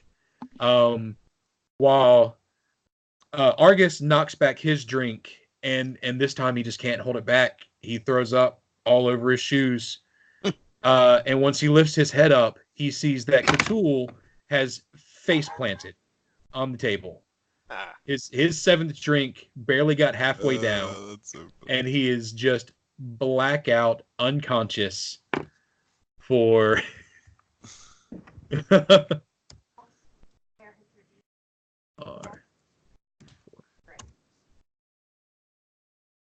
for 6 hours. Jesus. 6 hours. 6 He's gonna hours? sleep through everything. And he's just out. So Quinn looks at Argus and he says, "You can tap out." I think I'm going to. All right. So That's why we don't give cats. he holds up Musashi's Excuse me, arm. barkeep. Do you have milk? He holds up Musashi's arm and like kind of pulls him up out of the chair. He's like, "The winner and strongest stomach ever in Sandpoint. What's your name?" Musashi. Musashi. Musashi. That. He's a drunk, and everybody's real happy and they applaud, and Quinn turns around and he's like, hey, get the holy man, get him over here. And one of the clerics that you saw milling around out in front of the cathedral earlier, throughout the day, comes over with a drink in one hand, and he touches Cthulhu on the head, and you see a glowing light around his hand, and then he turns and he touches Argus on the chest, and glowing light, and both of you have been completely revived. And he looks back at you and says, "That's for you. You can buy me a drink for it later." And he just stumbles back off into the bar. Oh, So, how was the cat nap? Cthulhu does not normally drink that much, but I This is thought I good could- comparing to my old stuff. The wall gave me too much confidence. Right, so, you guys notice that everybody, most everybody, the cleric's still, drinking over at the bar, and there's a couple people that are chatting up, but most everybody is making their way out of the bar and up the street. You guys follow? Where's the naked man? Yeah, where's he going? You haven't seen him in a while. Oh, yeah. So the last that we saw of him, he was being taken away by someone. Last y'all saw of him, he had slipped the guards and ran off. Okay. So are there guards in this tavern now? No. So what time of day is it? Like, is it in Yeah. the middle of the festival still? Like, No, did we we've come here gotten after the night. festival? We've gotten on evening. The sun is Okay. pretty much set. It's it's still low in Dinner the time. sky, but yeah, dinner time. That's Okay. a good way. Okay. Well, can I get food here before we leave? Or, Yeah. Or whatever. Absolutely. Quinn comes up and he brings y'all a little spread of some meats and rolls that he had in the back, and he's like, look, I would normally charge y'all for this, but I mean, you put on a hell of a show. I've never seen anybody drink that much, and he points at you, he's like, you fell out like a baby, but I've still never seen anybody drink that much. And Cthulhu raises up his mug of just regular, I guess, dysentery water back in the day, and is just like, here, and takes a sip. We all cheers. He's happy. I asked the barkeep, yes, do you have any chicken for my pet?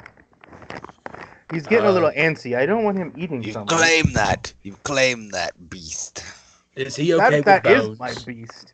Oh, they need something on it, or he might. I mean, but he's not gonna die if I feed him like half of a roast chicken. Oh no. Okay. So he goes off to the I back. just don't and want him comes to out eat with- any hands today. He likes Yeah, hands. he goes to the back and comes out with just a handful of partially eaten rotisserie chickens and turkey legs and stuff that people have abandoned in the restaurant throughout the day, and he just sticks it out in front of the dinosaur and lets him chow down. So as all of this is going on, y'all hear a sharp crack, like the sound of thunder coming from from in the distance, back towards the cathedral. Like after you've had a few minutes to eat your food, you hear this. Question. Yeah. Who won? Who won? Who won? Musashi. I was the one. Oh, Musashi. Okay. And then 6 hours passed. The cat's awake. Oh yeah. Oh, you'd stepped away. cleric I came didn't in and realize. healed A cleric came in and healed everybody. Oh, okay. Yep. I thought you would have liked the cleric too. Oh, I didn't realize you had left. Yeah, my one free drinks and food for the rest of the night, wasn't it? Yeah, you won free drinks for the rest of the night. Food wasn't part of it. It's kind of his get you in the door and but he did just feed you all this meal for free for, like you said, entertaining. Argus looks over at the guy that won and is like, my name's Argus. It'd be nice if you shared your free drinks tonight. Why should What is your I? name? My name is Musashi. And why should I be so generous? Yeah, you barely won. I haven't had company in a while. Sit. All right. What's our mystery man doing right now? Looking Is for he fans, like? apparently. I mean, Looking for fans. like you've seen everybody moving through the town, all going in one direction. You never saw those three big guys leave the bar, but everybody's moving towards town center, Everybody's moving towards town center or towards where the cathedral was. towards where the cathedral is. I've been that general mistakenly area. thinking of that as town center for Okay. fucking ever. If I see people moving in that direction, do I know that that's ground zero where this is happening at? You know that you probably need to be there. Yeah. Okay. Then that's where I'm headed. But I'm gonna head there in such a way that I'm gonna go around the back of these buildings that are all around this area and try to see if any of them are open or abandoned, so that I could get like a bird's eye view of what's happening down there. I don't want to be in the people. I want to be nearby. Yeah. Even if there's no buildings that are abandoned, maybe there's a bench or something off to the side, or maybe some stairs I can get up on top of something. I just realized that nobody has icons. Can you guys up here in the right corner? There's art library tab beside chat. Can y'all access that? No. Nope. I just see chat. I see journal, compendium, jukebox, and We said can't do that anything was- with icons. You'll have to drop them on there. You said that was Hagfish Inn, right? Do what? You said that was the Hagfish Inn that we were at? Yeah, Hagfish Inn.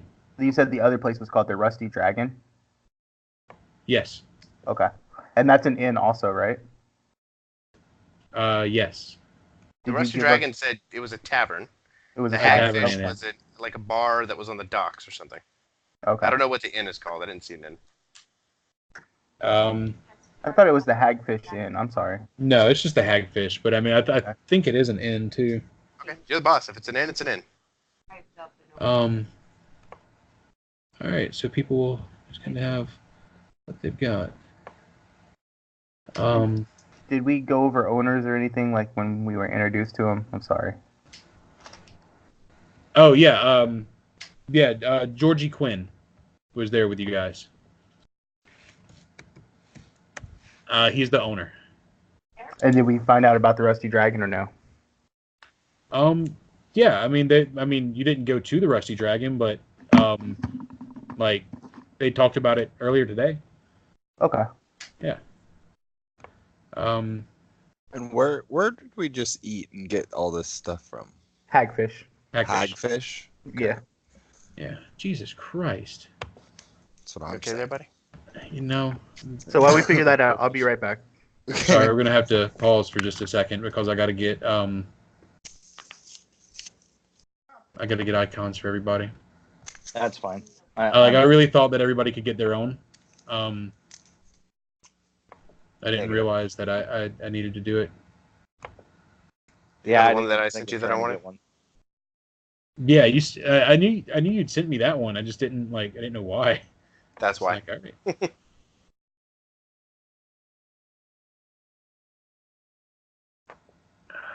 So are the icons only on Roll20 or something?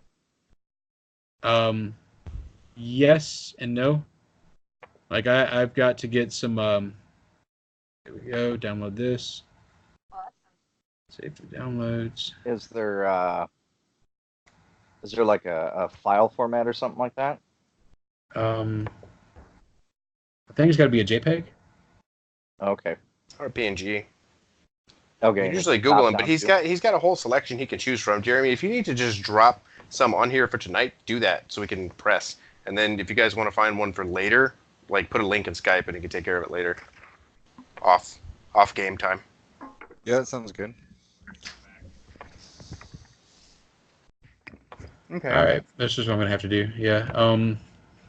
What you want to do when you make them is you want to go to settings, put their names on there, and put like all players to control them, and then highlight the button that says like show names. That way we can move them around and everyone can see everybody's names. And what website? Google. Or just Google it? Yeah. Google They're not JPEG. easy to find, like good ones, but. And what I normally Google up is like D&D tokens, D&D digital tokens, and then whatever you have in mind after that. Samurai, whatever. So what are we doing? I'm sorry, I stepped away. Jeremy's gonna drop some tokens for temp use on this board right here, so we can keep playing. Okay, and then we'll just submit what we want. Is that what y'all were saying? Yeah, if you find something else that you want and it's a functional token, he can add it later on.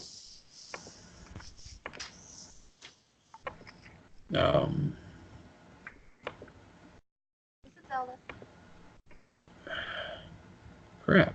How do I give somebody else control of it?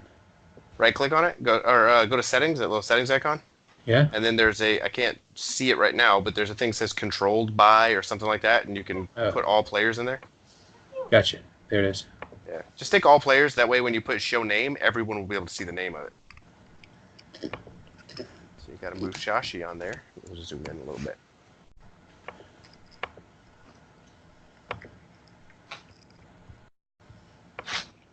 Oh, Zelda. Ah. Oh.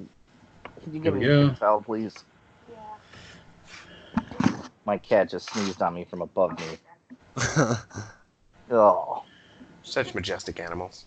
Yeah, it's like the size of my pinky snot on me. By the way, can you guys hear me fine? Yeah. Yeah. Okay. All right, you guys can adjust the size of these dudes definitely. I don't think you can. I think you have like a snap to grid kind of thing turned on.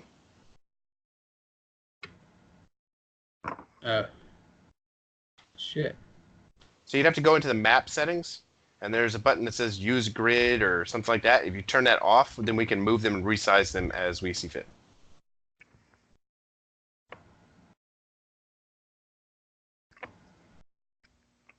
Here you go. You should be able to see. There we go. Beautiful. Yeah. No, So you just grab him by the edge. All right. So and I need. But now he's snapping into a 10 by 10 square. Oh, adjust it. Is that just how you move? I can't change anything. That's what I'm saying. Like you have it set to a snap to grid thing, so like he's always going to. Stop moving him, then. Damn it! Stop moving him. I can't put him anywhere. Is what I'm trying to tell you. There. That's You fine. have to deal with a small character for a minute. That's fine. Just leave it like that.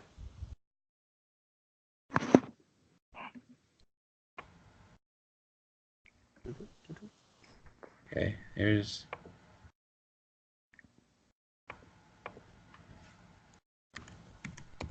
Stumpy. Players and save changes.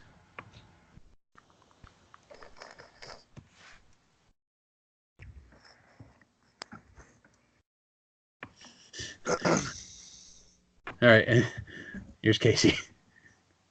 He's a dead guy.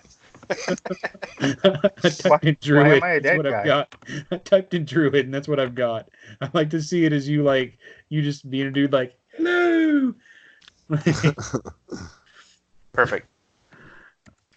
I don't think it's perfect. No, it's absolutely perfect for now. It'll work. It's fine. All right. Okay, so as the story goes, where Okay. did I find a place to hold up since I was trying to get around this area anyway? And did I you're ever up find here. any pants? You did not find pants. Damn it. All right. So where are we coming from? You guys would be coming from the south, but you're not here yet because y'all decided to stay in the bar. So your characters are. You didn't decide to stay in the bar. You started talking about the thunderclap, but they were talking about hanging out for a minute. So I don't know. Yeah. You said that The we heard thunderclap was like thunderclap. their cue to hey, get up and We're move. like, hey, what But the? they stayed there Um, talking. But We're just got like, hey, interrupted. what the fuck is that? Yep. Yeah. No, I thought we were eating, and then the thunderclap happened, and then I figured after we got done eating, like not when we got done eating, but we'd get up and go. Okay. Well, yeah. About to be Well, done. when y'all as you're finishing, y'all hear the thunderclap. But Right. as y'all were eating, Cordova has moved up towards town square with everybody else. All right. Well, I'm gonna get up and go over towards whatever nearby window is to look outside. Okay. Also, check. You see Skype. buildings because I would think the Because- thunderclap might trigger something because that's what you guys heard when Cordova appeared. Yeah, like we heard the thunderclap, so we're going to where we heard it or saw it or. So is it like the thunderclap in Skyrim, like where the Greybeards call the Dragonborn? And you can optionally just go up there, when you want to. Is this just no, kind of like a it's kind of like the thunderclap happens and then linearly in time something follows that, and if you're not there to see it happen, like you're not there. Y'all, like if y'all's characters want to witness this, y'all have to get moving, and I'll give y'all the benefit of a doubt if y'all start going. Yeah, I'm gonna do this. Yeah, we want to see it.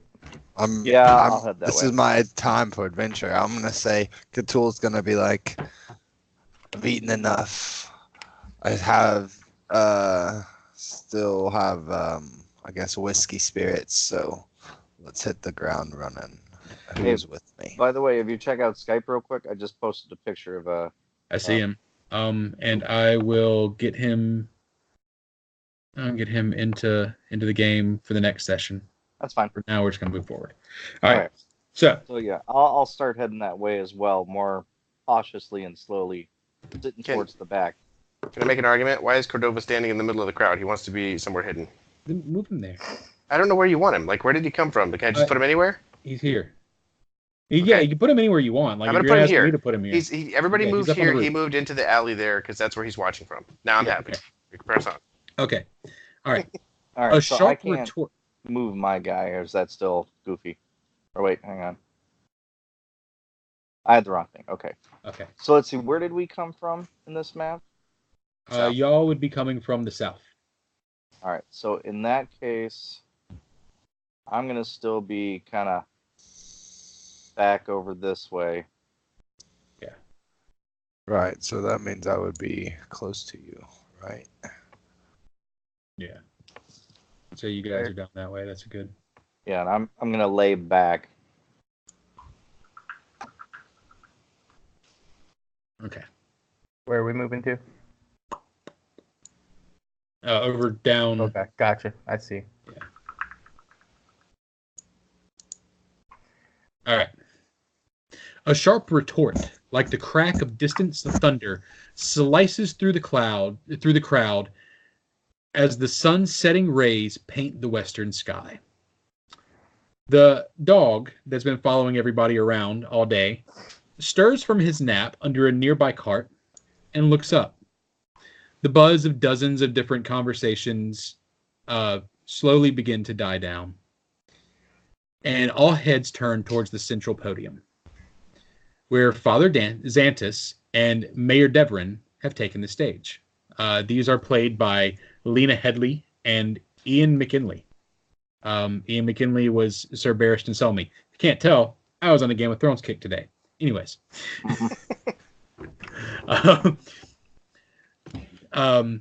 Mayor Devrin takes the stage, and she delicately takes a wand from Father Devrin, and she places it to her throat. Good evening, all. I'm so pleased that we could have such a large crowd for this historic occasion. Tonight, we will dedicate... Suddenly a scream slices through the air. A few moments later, another scream arises, then another, and another. Beyond them, a sudden surge of voices, high-pitched, tittering streaks that sound not quite human.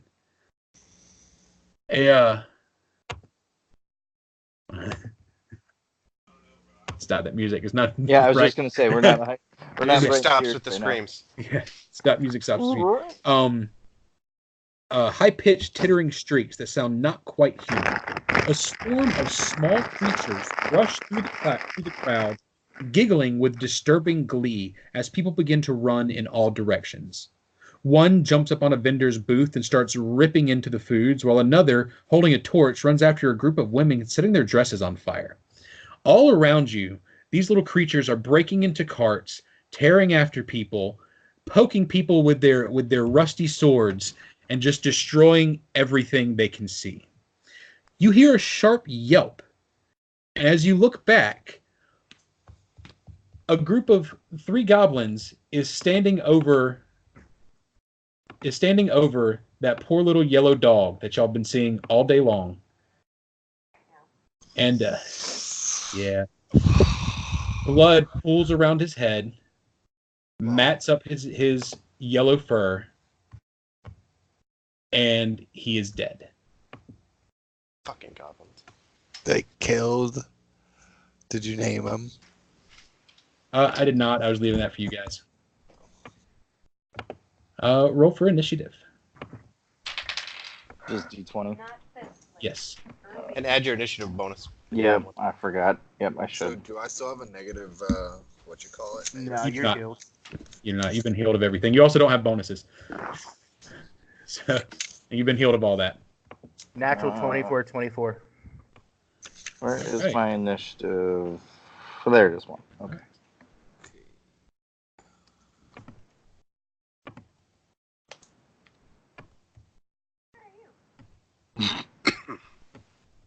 Go figure. I'm really good at drinking, not so much in taking the initiative. 15. Well, I am cautious in it, after all. Yeah. 19. All right. Oh, damn it. There we go. Stupid. Hello, Wait, Zelda. no, wait. I need to go put this in my new thing. So, you guys would like to see my cat Zelda. Oh. I like cats. And she's just like, what? She just had this look of like, what are you doing?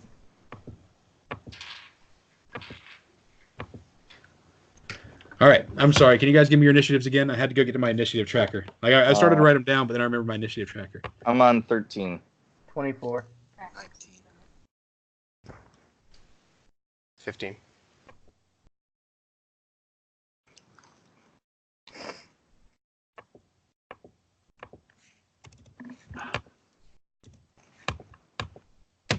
Hi, Goofy Kitty. Dang it. Oh, and I'll have you guys listen to this. Remember I was mentioning earlier about the character?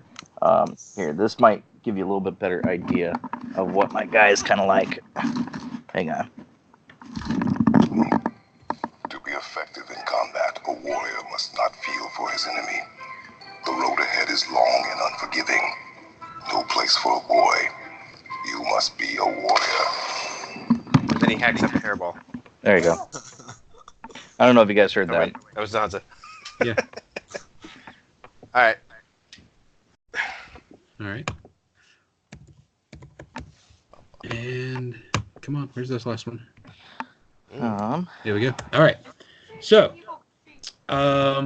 Casey, I believe you won the initiative battle. I did.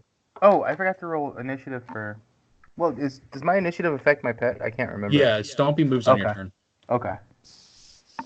So, Stompy's going to move first, and he has 60 feet of movement. So 5, 10, 15. That's 25, 30, 35, 40, 45, 50, 55, 60. He's going to stop right here. All right, so these grids are 10 feet each? 5 feet. No, they're 5 feet. 5 feet, okay. I went through 2 diagonals, so your first diagonal is 5, and then your second one's 10. So then I am going to move 30 feet. 5, 10, 15, 20, 25, 30. And I am going to start casting a spell. And that will end my turn. Yes, there we go. Okay, cool. That worked. All right. Next is Ben. You got a 19, right? Okay. I'm going to. I can't remember. How big are the goblins compared to me? The goblins are, I mean, they're roughly 3.5 feet tall. They're about Okay, your so they're size. about my size. Okay. Yeah. I fit through this little piece over this little area, right? Oh, I'm sorry. If you hold the mouse, you can make a thing if you're trying to point to something on the map. Double click on it. Can I get in between there? Yeah, I'll say you can move through there. Okay. That's not very obstructed. Oh, why We'll is give you my that much. not working? So I'm gonna go 10, 20, right here, right in between that little piece. You can take a double move action and move 60. True, you can. if Assuming you'd your like speed to is do that. 30. My speed is 30. Unless you had another plan. I don't know. Oh, so wait, This what about a moves- double action?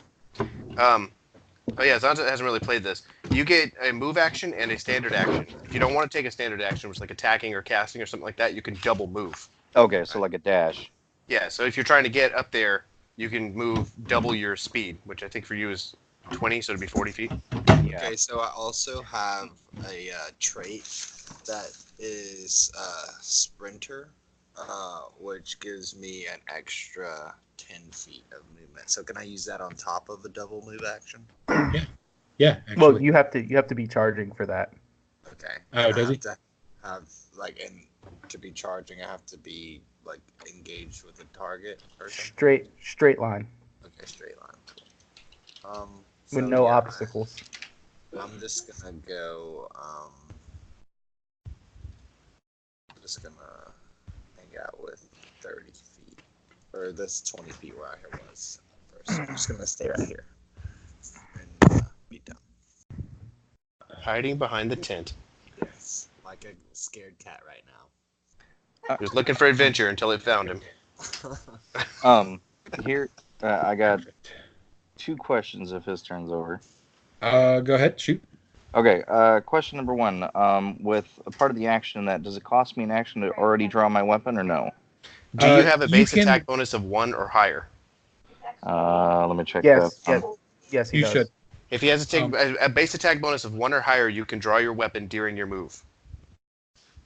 Let's see. I'm If trying you to want see to what's- just draw your weapon, it counts as a move action. If you want to move and draw your weapon, it's a move action.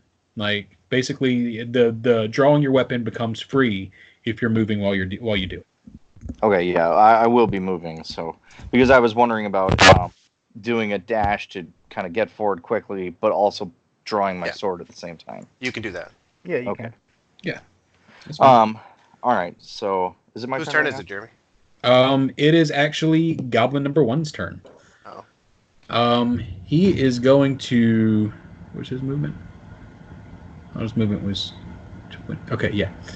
He is going to move forward. 1, 2, 3, 4. Any 20 chance you feet. can put their name on it, so we know what Goblin 1, 2, 3 is? Absolutely.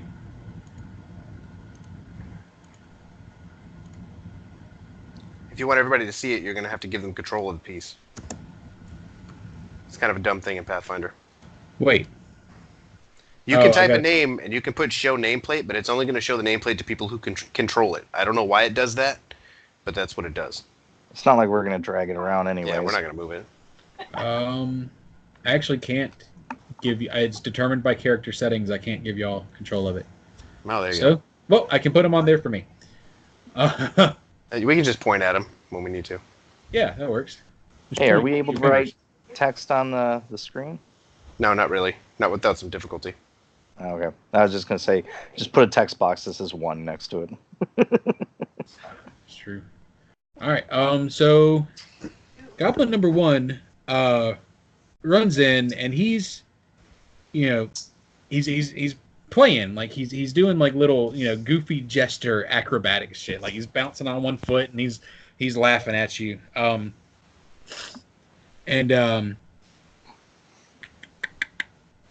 there we go. He runs up and he swings at you with his dog slicer. All right. Ooh.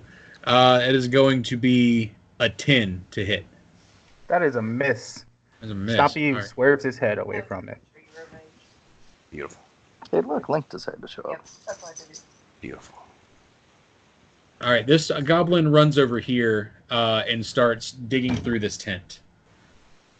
Yeah. So it then moves on to Zonza. Okay. So the other question I had, because I was thinking about it a little bit, is my horse is just out of town and that.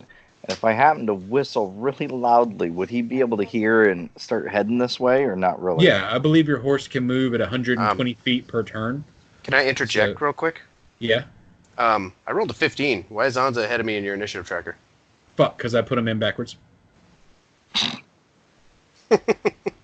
That's fine. Correct him. The other thing, too, a part of... where'd it go? My skill set, which will probably make a difference, is a part of one of the traits I chose, because it's not on the thing I sent you, was Clever Mount. Okay. So just for later, I gotta Yeah. remember about different check saves, but I thought I'd mention that. So I have a smarter than average horse. Okay. Does that make it my turn then? Yeah, that makes it your turn. My bad. Okay. All right. I want to do a knowledge history check to find out if this is what I was expecting. Go ahead and roll. 14. 14. This is not what you were expecting. You were expecting, I mean, something dangerous. This looks Brimstone. Yeah. almost comical. You want it. Like, You want I'm it. going to hold my action. yeah. So what does hold action do, just so I can clarify? That means he's holding until later on in the round. He's going to move Okay. himself in the initiative order. Made this on Okay. my ring. Okay. Put that item in. All right, that moves on to. Having that. I think that actually moves on to Zonza's turn.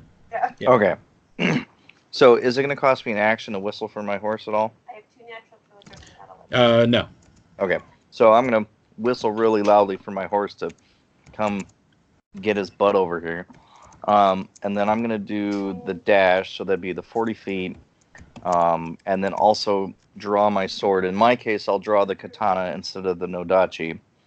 And let's see, that'd be 5. So that would be... Oh, why can I... Oh, hang on. Helps if I select the right thing on the screen.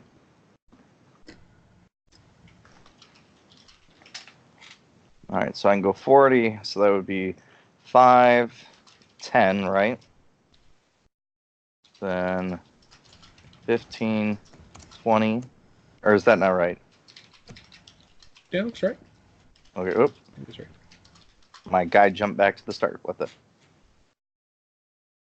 5, 10, 15, 20, 25, 30, 35, 40. And then there's not really much I can do elsewise. All right. So goblin number 3,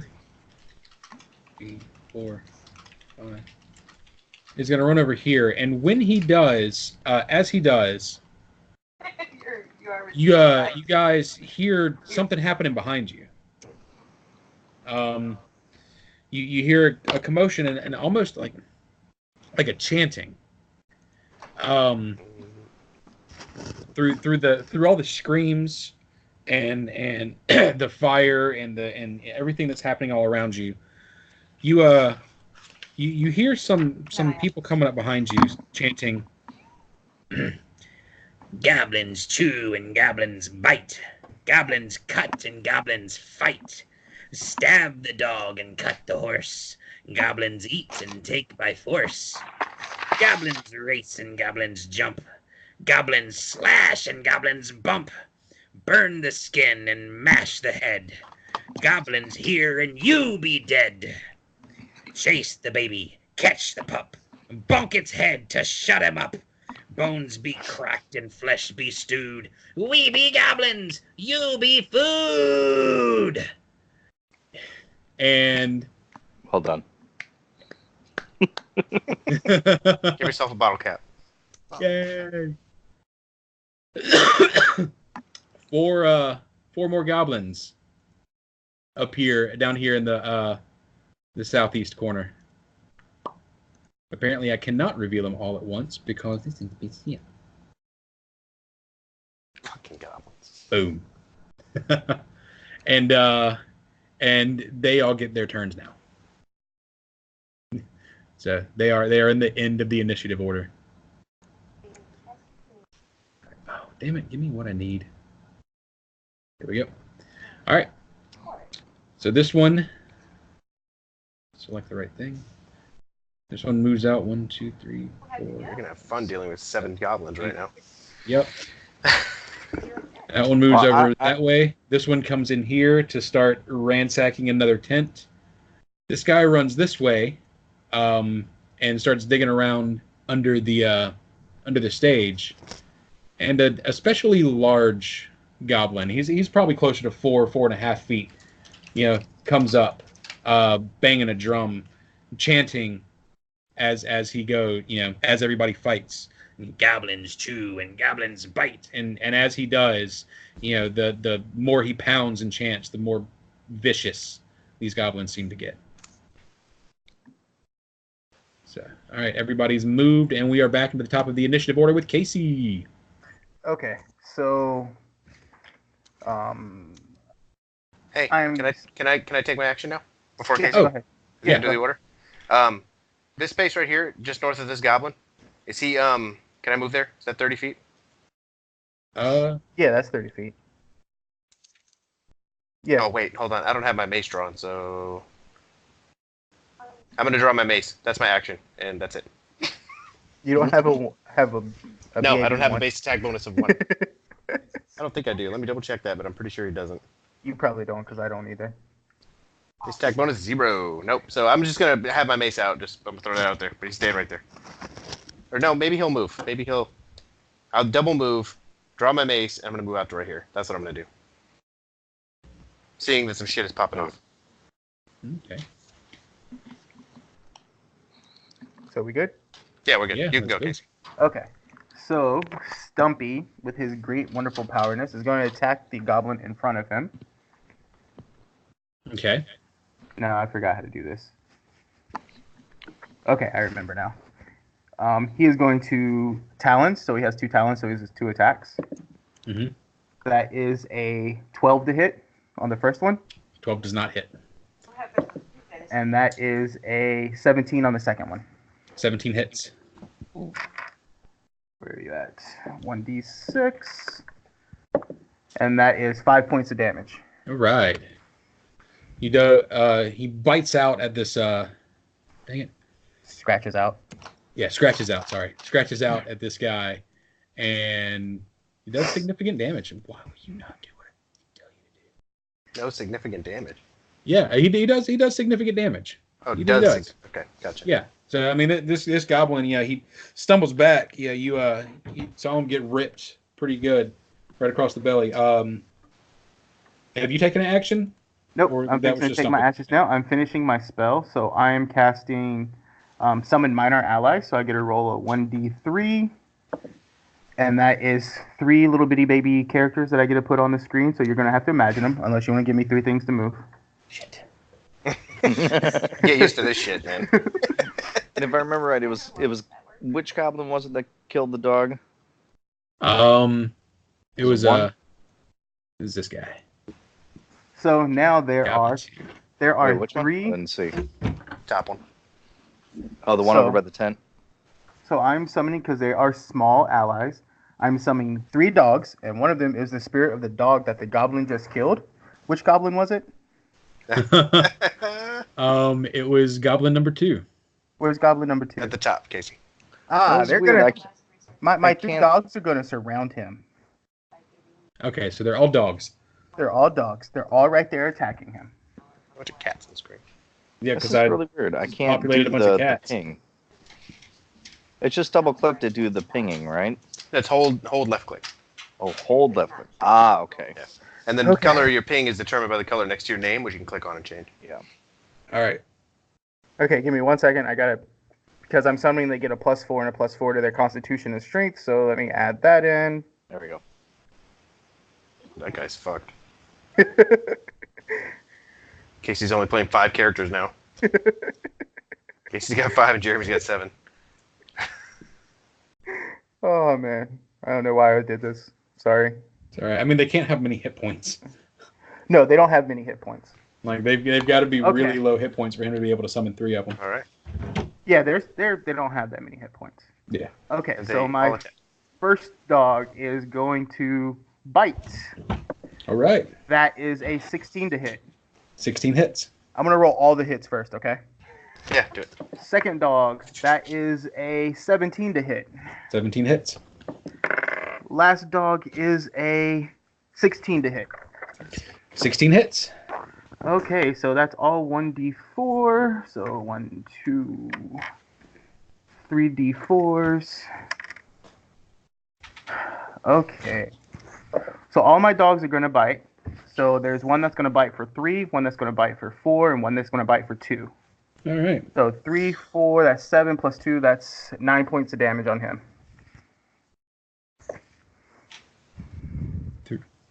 3 and 4. 3 and 4, okay. 7 and 2. Okay, yeah. Oh, I'm sorry.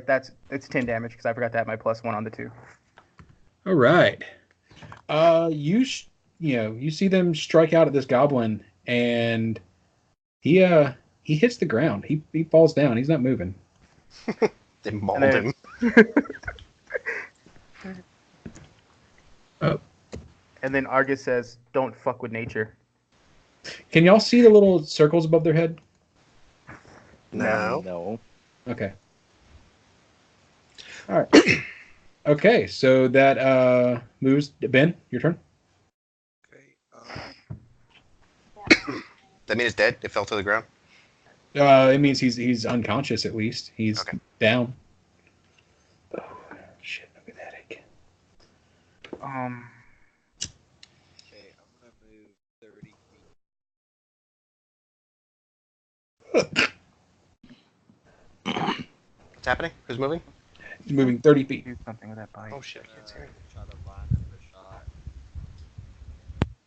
You're gonna what? Try to line Hey, up we can't hear you, man. this goblin. Yeah, we can't hear you. You're too quiet. Hear me now? Test, test. You're still pretty quiet. You're still real quiet. Yeah. Alright, what about now? We'll make it work. Yeah. Let's have to be real quiet and listen real hard. Sorry.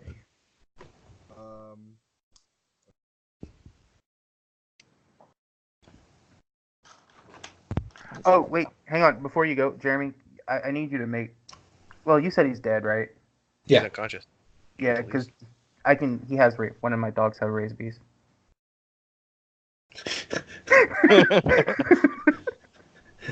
All right. Is it super quiet still? No, That's No, you're better. better now. Okay. So yeah, I moved 30 feet from my previous spot, and I'm gonna line up to shoot this goblin with my bow. Oh. Is it another? So I have to have a move action to take my bow off my back, I guess, wherever it was. No, you have a base attack bonus. You're good. Yeah. So you drew it when you moved. So my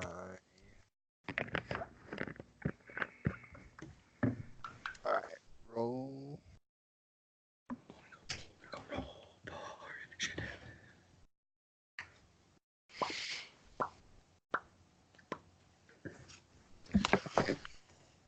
And do I add the +1 yet? Yeah, you add your dexterity bonus.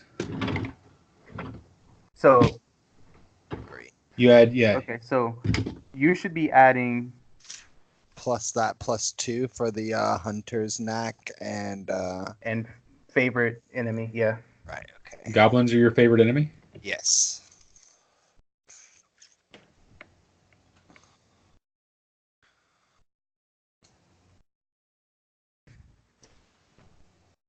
Right. 14. You're oh, and you shot into melee combat, didn't you? Your shot missed, and it came kind of close to hitting Argus. Like it split straight between him and the goblin that he's fighting. Okay. Argus isn't fighting a goblin. Stumpy. Stumpy. Stumpy. Why are we trying to shoot my lizard? It's I. I've been nothing but nice to you. Let's try Is there googly eyes on the screen over here? What is this? Mhm. The heck is this? Where? What? I don't know. We don't see anything. You drew a box on the screen. Yeah. See Now that? you're moving it around. Uh-oh. Where did that come from? What did it do? Oh. Well, just Couldn't ignore it, so that way we don't Excuse me. ruin everything. Whose Sorry. turn is it? Excuse me. Oh, you drew a shape. That's what you did. You drew a shape. There you go. Okay. Anyways. All right, moving forward. Goblin number 1. He is going to stab out at Stampy one more time with his dog slicer because he's stupid. That is a 14 to hit. Yeah. I'm sorry, were you hitting Stompy? Yep. Yeah. Yeah, that misses. Oh. All right. Goblin number 3 is going to come over this way towards Muhashi, and he's also gonna swing out at you with his dog slicer. And he tries to get you with this rusty makeshift sword that he's got. That's a 6. Yeah. Does a 6 hit? I have an AC of 17, so no.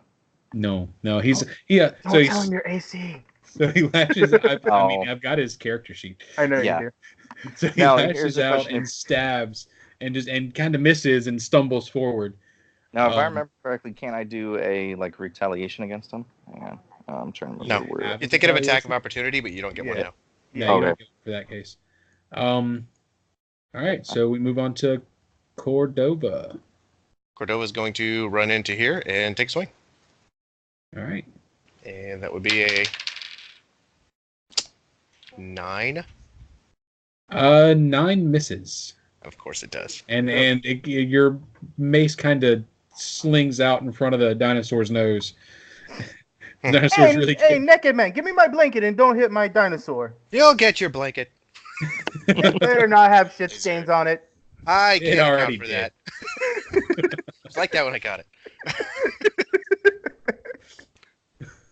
All right. Zanza. Okay. So what I'm gonna do is turn to the goblin next to me and do a slash at it with my katana. Ooh. Let's do it. Let's see. Let me double check something too, because I want to reread something real quick. Now, I had an ability called Power Attack, where it's -1 on attack roll, +2 damage, and I must state it that was because of the one-handed weapon, right? Swinging it as a two-handed weapon. Yeah. Mhm. So you're rolling it if with you're- power attack. Yes, So are you going to swing it with one hand or two hands? I will do it with two hands because I'm a little pissed off right Okay. now. So now you add double your strength to it. Okay. Well, I mean, Okay. to the damage if he hits. Yeah, to the damage if you hit. If you would have swung it with one hand, you would only added half your damage to it. Yeah. So pretty much you do a d20 plus your base attack bonus, which I think yours is a 5 or something. Yours is 1. Okay. Yeah, base attack bonus is 1.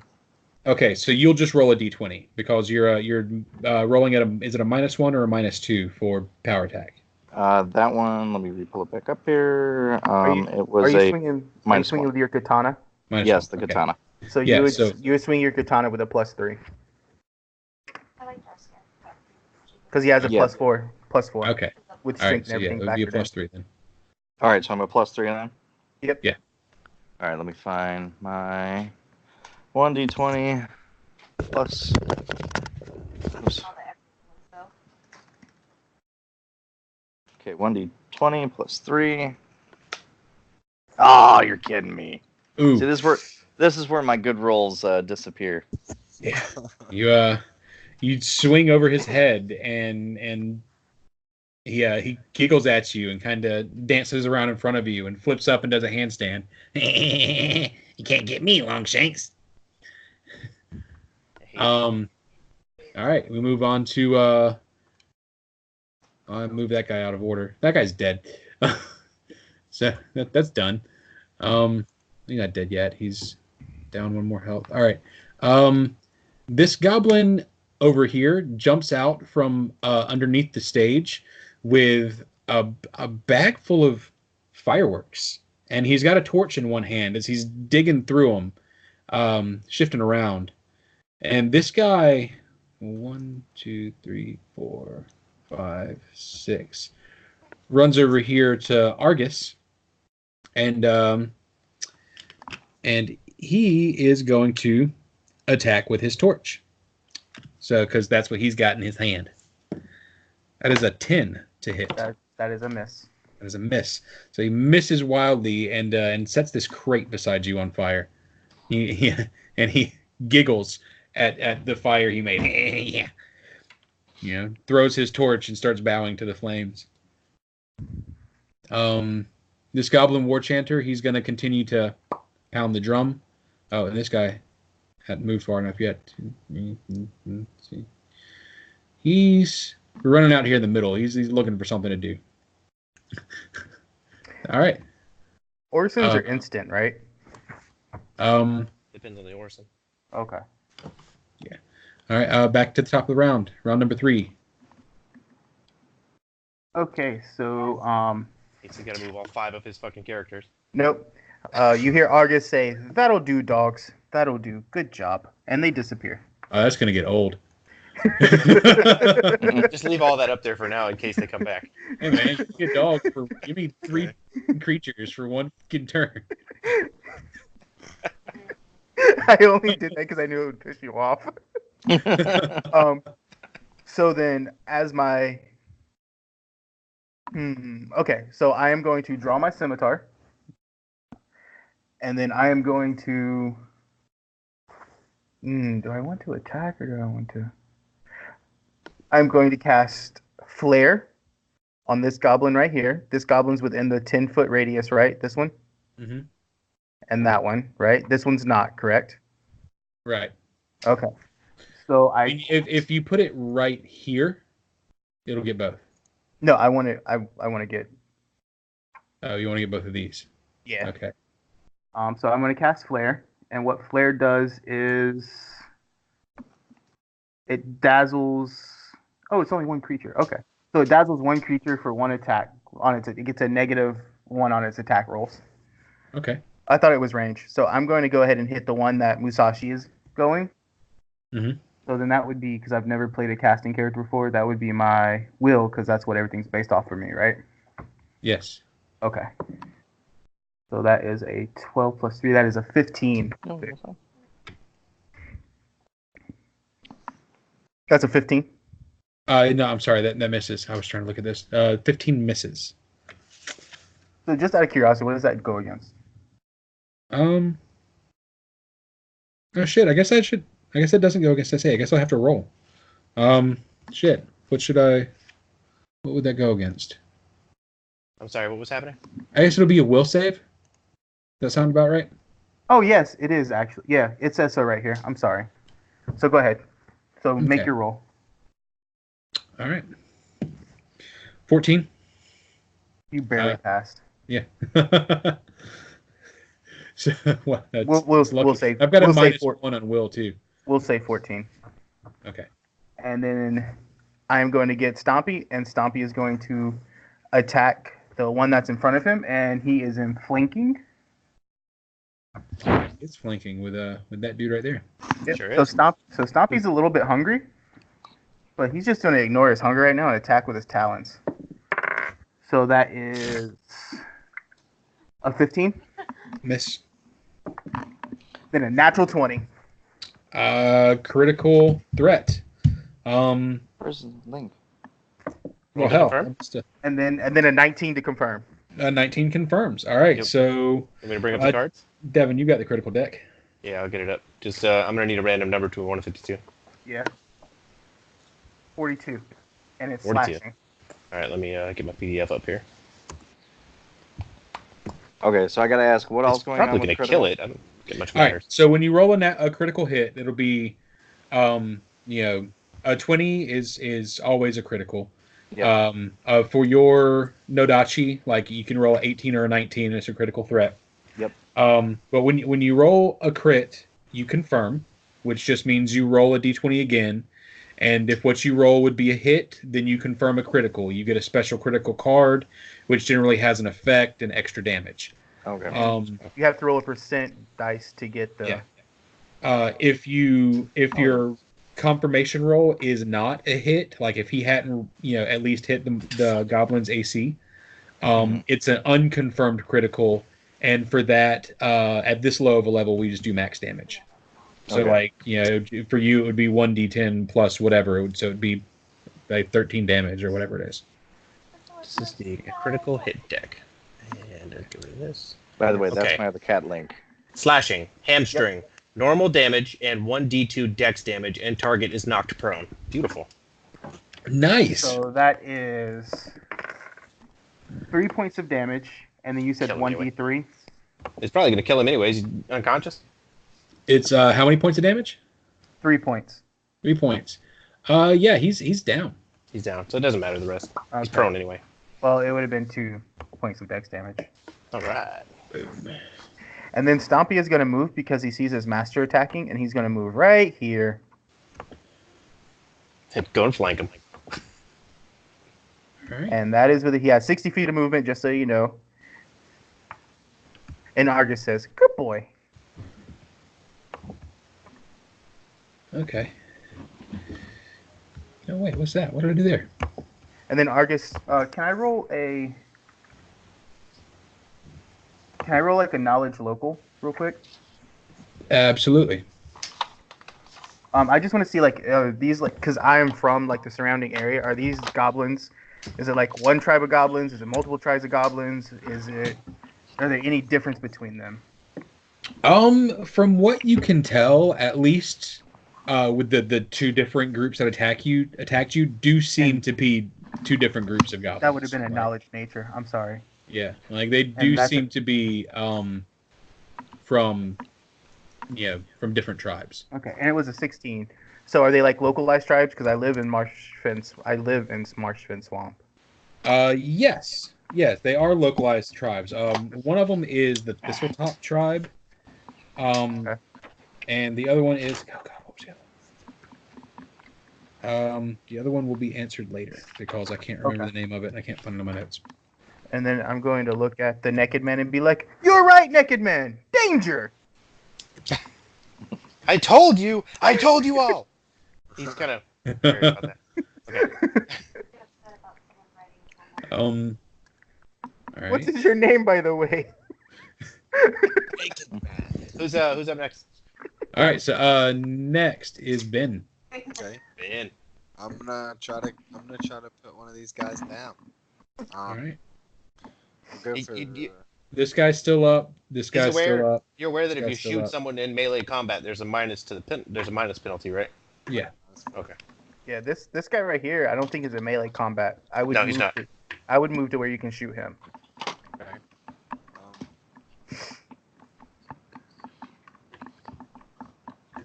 And moving to this right here would be 10. You say it's Here would be 5. Yeah, the first diagonal's 5. a rectangle or something. Second diagonal would be 10.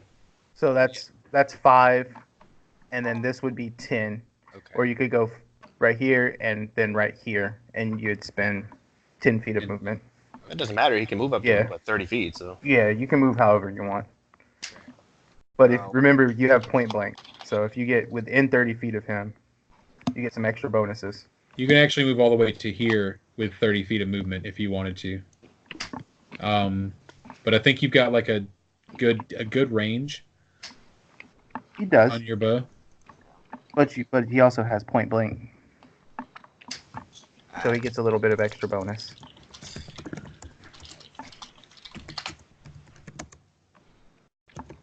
Okay.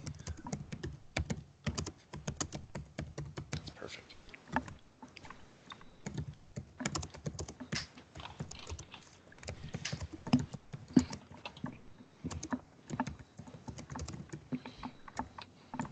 $16.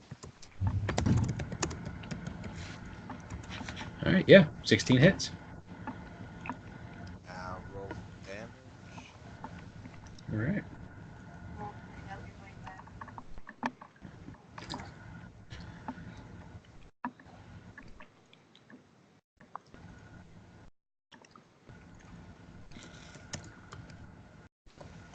Damage.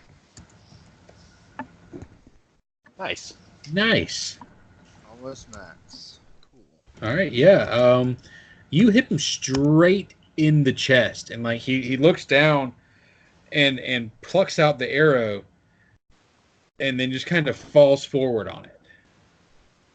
It dies. So, Yeah. He's at least down. He's bleeding. Sweet. I'm okay with that. What's up next? All right. Up next is down goblin, Cordova. Cordova moves here. Cordova then looks at this goblin here. Is he alive? No, he just died. This Yeah, goblin here, right? Yeah. And I'm going to cast a spell called Command. And you need a will save of 14. DC 14 will save. Yep. All right. So I got to roll at least a 15. Don't. I rolled a 7. I point at this goblin here and I say, approach me. Now, according to the command, when I tell you to approach, you have to, on your turn, you have to move as quickly and directly as possible to me, and you may do nothing but move during that turn and provoke attack of opportunities from everyone along the way. Okay. That's a first level spell. That's a first level spell. Which guy was it? This guy? Shit. This one. He's dead. This guy right here. Yeah, this guy's So down. if you guys don't kill him this round, he's going to walk through every fucking threatened square and get attack of opportunities from at least 3 characters. Well, it is. Wouldn't it be all 4? It depends on how he goes. Yeah, Okay. it But he is, has to walk as most directly as possible, so probably straight down to the left. Anyway, whose turn is it? Zanza Musashi. All right. Musashi can kill him right now, I guess. Yes. I'm gonna try and do the same attack, even though I failed miserably. Now I'm more frustrated at it to give it another whack. Of course. So 1d20 plus 3. Are you kidding me? You missed? Natural 1. Natural He's Oh, gonna that's a critical fumble. Roll to I need confirm you your to fumble. roll another attack. D20 plus 3. I'll open the fumble deck.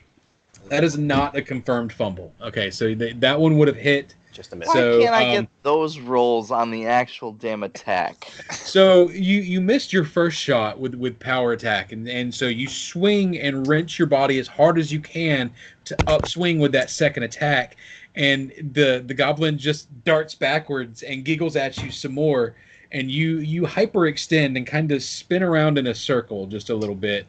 Oh God, please tell me it's that goblin's turn now.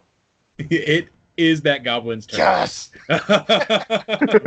So am I gonna spin back around and slash his ass? Yeah, yeah. maybe? The goblin's gonna have to walk. Where are you taking him, Jeremy? He is coming straight for you, straight Okay. this way. So he he's stepped gonna to this step out square of a first. threatened area. So he's gonna get an attack from Zanza. So it's a regular attack from Zanza. Yeah. All right, so that's just the non-power attack. Right. All right, so then that would be. If you have power attack on, I think you can use it with this attack of opportunity. I don't see why not. I'm half tempted to not do the power attack so I can get a better roll. Because if I do just a regular attack, I have a The +4. +4 instead of the +3. And then I'm only gaining 2 extra damage if I actually nail the attack. So I'll just do the one-handed swing. Plus that makes sense since I'm off balance. What do you know, drunken elf or dwarf? Hit him. Hit him. Must be really drunk. Yeah, I'm blaming this on the alcohol. There you Yes. All right.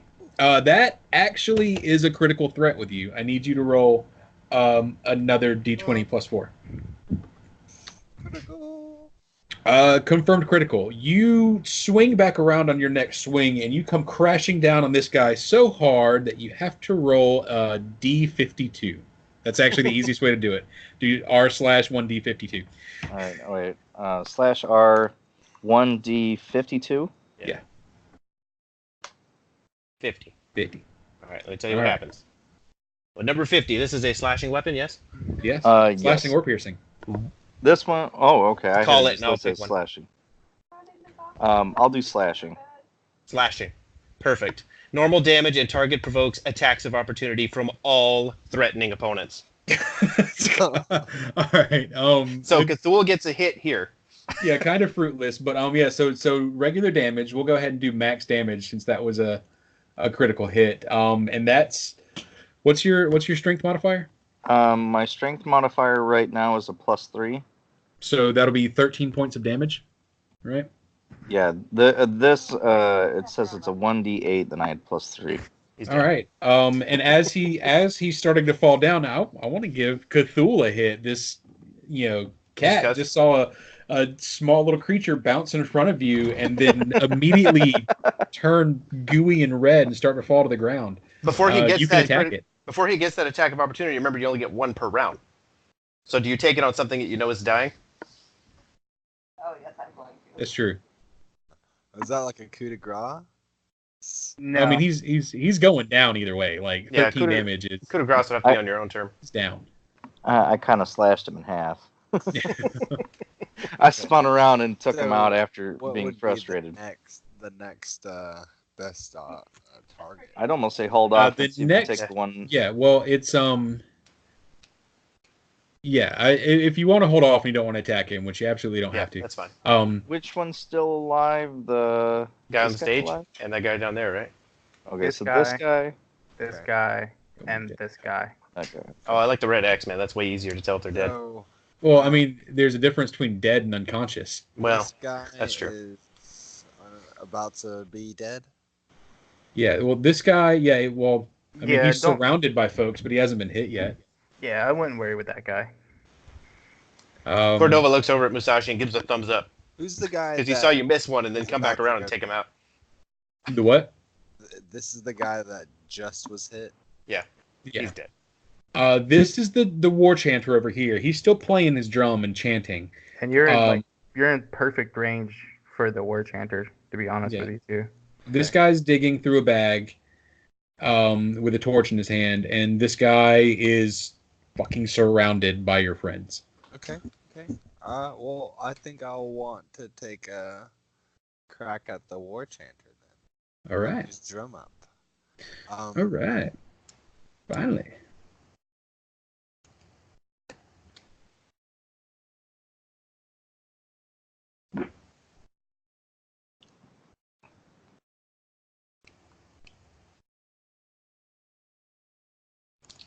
21.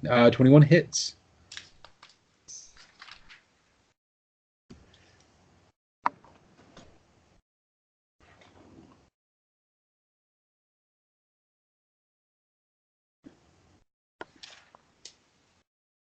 Yes. All right. Good. All right. So you hit her in the shoulder and interrupt her song. And she drops her drum momentarily and it gets damaged. And so she it's her wait, why'd you attack? Was it his turn? No, it wasn't. Hold on. You went out of order because you Rewind. got confused because he was trying to talk about an attack of opportunity. Who Yes. was supposed to Yep. be after me? After you was Zanza. Zanza went. He missed, and then the goblin started to run. And then he killed it. Then And he his got turn an is after attack the of goblin. opportunity. Now it's goblin again. Okay. This goblin, while he's digging through this bag, he saw the flash of light that happened over here just a couple seconds ago. And like he didn't really fall for it, but it distracted him just enough for he looked up and lowered his arms. And when he did, he stuck his torch into the bag of fireworks. And they just start blowing up all around him and actually blow him backwards off the stage and kill him. Nice. So he is gone. Red eggs. Boom, yeah. Boom. Red X. To be fair, that was my plan like the whole time. I was like, I'm gonna off. I kind of saw that coming. Yeah. Very satisfying though. Whose turn is after that goblin? All right, now it's the War Chanter, and this isn't metagaming because she just got shot by Bennett. This is because she's the last real active participant in this fight. Actually, she's gonna go just slightly out of order this guy because that guy's gonna be dead in a second, anyways. All right, so she drops her drum and moves over here.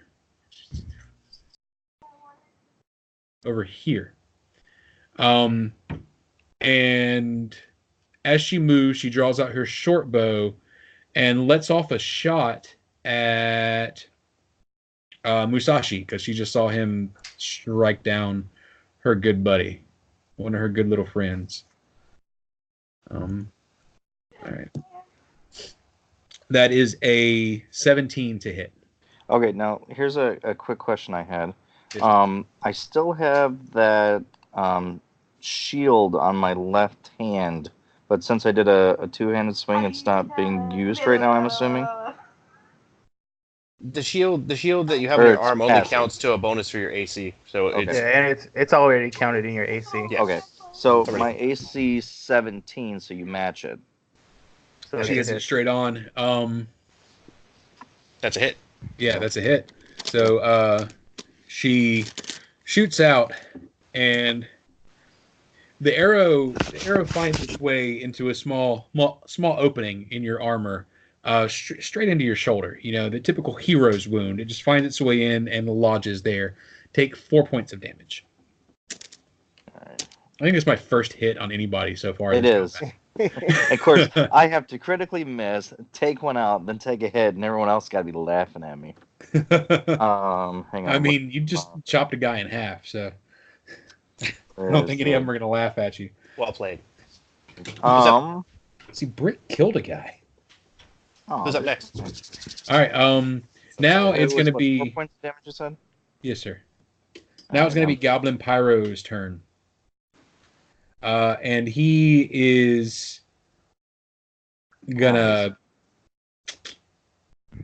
5-foot step and draw his dog slicer and lunge at Stompy. Bastard. That is a 22 to hit. Oh man, close. Close. Close. No, I'm just playing. You hit. All right. And actually, So I'm here's where sorry. it gets interesting. I'm sorry. 19 is actually a critical threat. Okay, that's cool. But here's where it gets interesting. Because you hit me, I get to retaliate. Okay. Well, Um, let's square away the critical threat before you get your retaliation. Yeah. Well, So it resolves before damage. 14 to confirm. No, confirm. Okay. Max damage. Yeah, max damage. So yeah, you go ahead. What's your thing? Don't worry about it. Go ahead.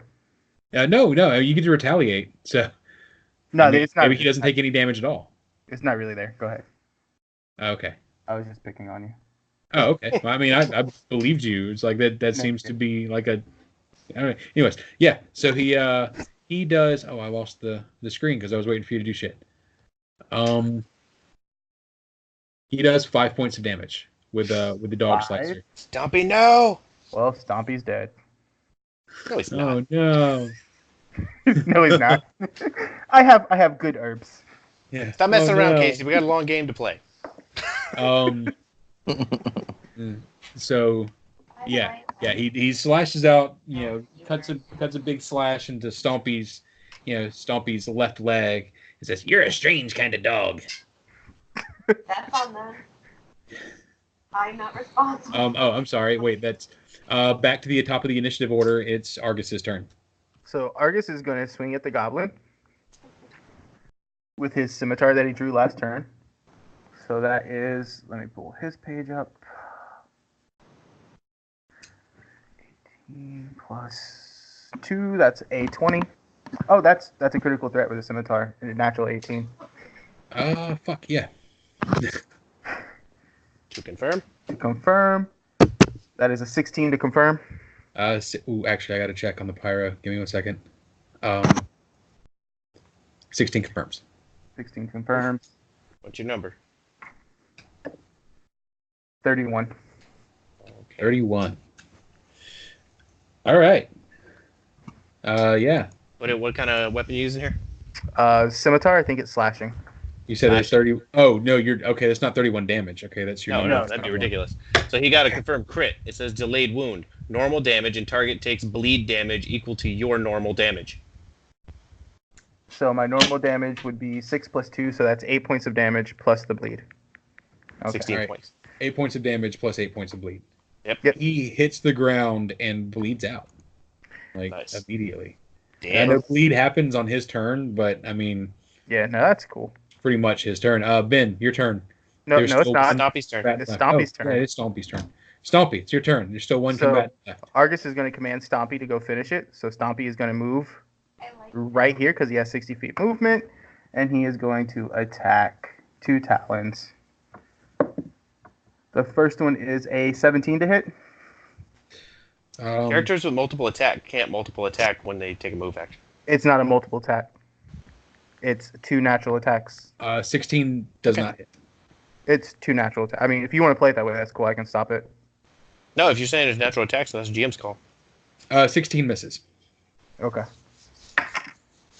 I'm And then- treating it like the claw attack with skeletons. Okay. And if I get to do that, then y'all get to do this. And the next one is a 20. 20 hits. For 4 points of damage. 4 points of damage. All right. All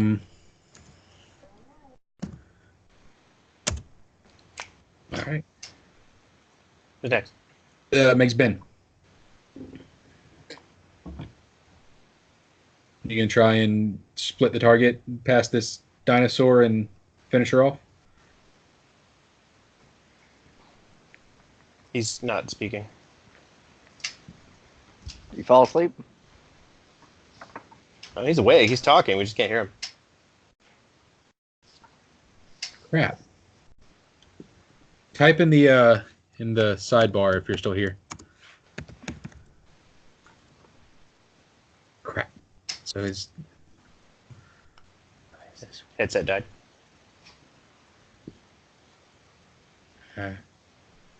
okay. Maybe tell him reconnect.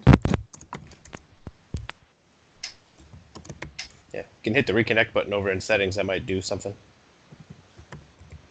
You might have to reconnect to Skype. Oh, maybe just. Oh, yeah, that's right, because it's a Skype problem, obviously. Oh, yeah. Deciding that brace yourself 1. It's 10:30. Shit. Yeah, but Well, it's because we had to kill like 7 people.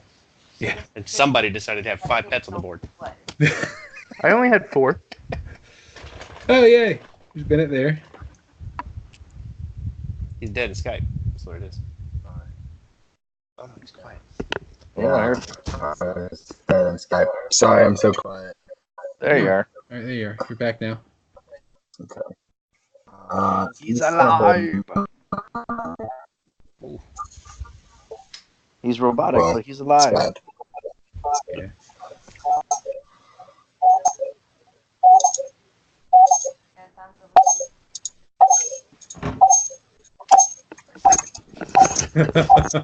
We'll figure this out, and this will all be better for session 2. You gotta hold his action. All right, good choice.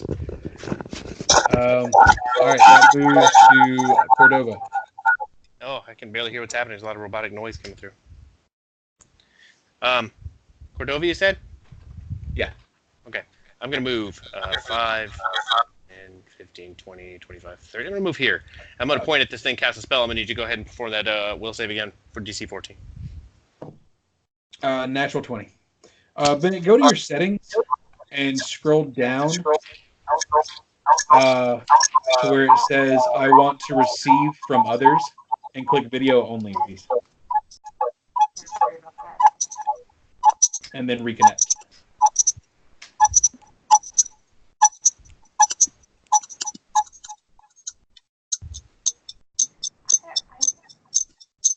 I'm not a fan of one-liners, but it's more complicated ones.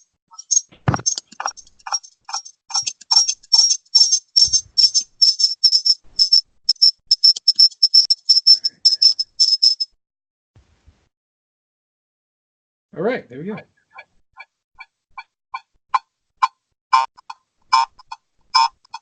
Something's echoing. Yeah. Let's see. All right. Anyways. Yeah, you can't do it, man. Somebody's receiving from others and sending to others. Or somebody's playing without a headset. I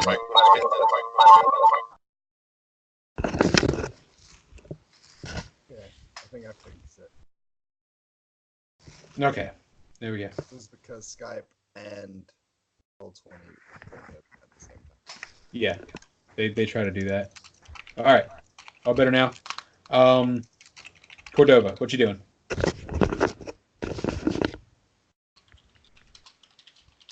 Cordova, Yeah, what's up? what you doing? I moved Finish and I off cast this, a spell, and you passed it. Oh, so and I passed that was it. my So turn. that was your turn. Zanza. You have any way to attack? I was gonna move, let's see, 5, 10, 15, 20. Go over here by Cordova. That's as far as I can go. And then I still should be able to hold my action, right? You can. Yeah. You 'Cause I can don't ready have- an action. Yeah, because I don't have a way to reach it to attack it from where I'm at. But I don't want to double step next to it so it'll, pop me one. Yeah. I would say you can ready an action and say if she starts to run, you're gonna chase after her or something like that. Yeah, that's more what I was thinking. Yeah. All right, but I don't think she's gonna get that chance. Because right now it's her turn actually, because there's nobody else to go before her. She's last in the initiative order. She is a little bit frightened. She's gonna 5-foot step back, and then all out run. She's gonna run? Yeah, she's actually gonna run. She can't 5-foot step and then run. That's fair. That is fair. So she's gonna run. Then she's gonna 5-foot step back and attack. She can do a full withdrawal without provoking an attack of opportunity if that's what you're trying to do. Oh yeah, that's right. That's right. Held action if somebody was trying to shoot them. Okay. Yeah. So yeah, she full withdraws and starts to run away, and that triggers your action, Cthulhu. Okay. Future reference, that is ready in action. If you want to jump into trigger when they do something. No, hold an action means you want to wait until later in the initiative order to decide what you want to do. But, I mean, giving you the benefit of not knowing the vernacular. So, go ahead. So she starts to run, and that triggers your shot. 18 actually is an exact hit. I know you have stuff to add to that, but it doesn't matter. It's 18 hits. Damage. And yeah, well, she's close to down. Yeah, boom, down. You nail her straight between the shoulder blades, and she falls forward onto her face. Her bow scatters out. And for the moment, at least y'all's area seems to have quieted down. There's still battle going on around the city. You can hear to the north, the sounds of steel on steel and guards rallying to fight a group of goblins. You can hear to the south, buildings on fire and people screaming and guards rushing in to try and save the day. It's still a hectic, nasty scene. And just for the moment, y'all seem to have cleared out your area. Sweet. Yeah. Cordova's like, I told you all this was going to happen. While Cordova is talking, I'm going to walk over to the Queenie here, pull the arrow out of my shoulder, and then cut her head off. I'm going to give Stompy the command to eat. So he's going to go eat this guy right here. Yeah, kill the other guys. Nice. Cordova is looking around to try this to guy's pinpoint- already roasted. Cordova's kind of looking around in the different directions that you were describing, Jeremy, trying to figure out what would be the best course of action here. He's thinking that he needs to find the leader of whatever this is and shut it down.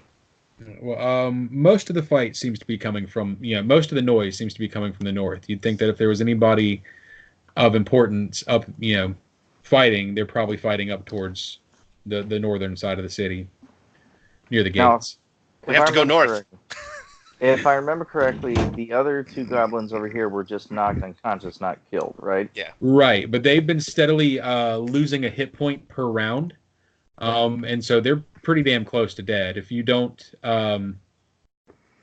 if you don't do anything, if you don't save them, then they're just gonna die on their own. Okay, well, I'm gonna then walk on over to the next one and cut his damn head off.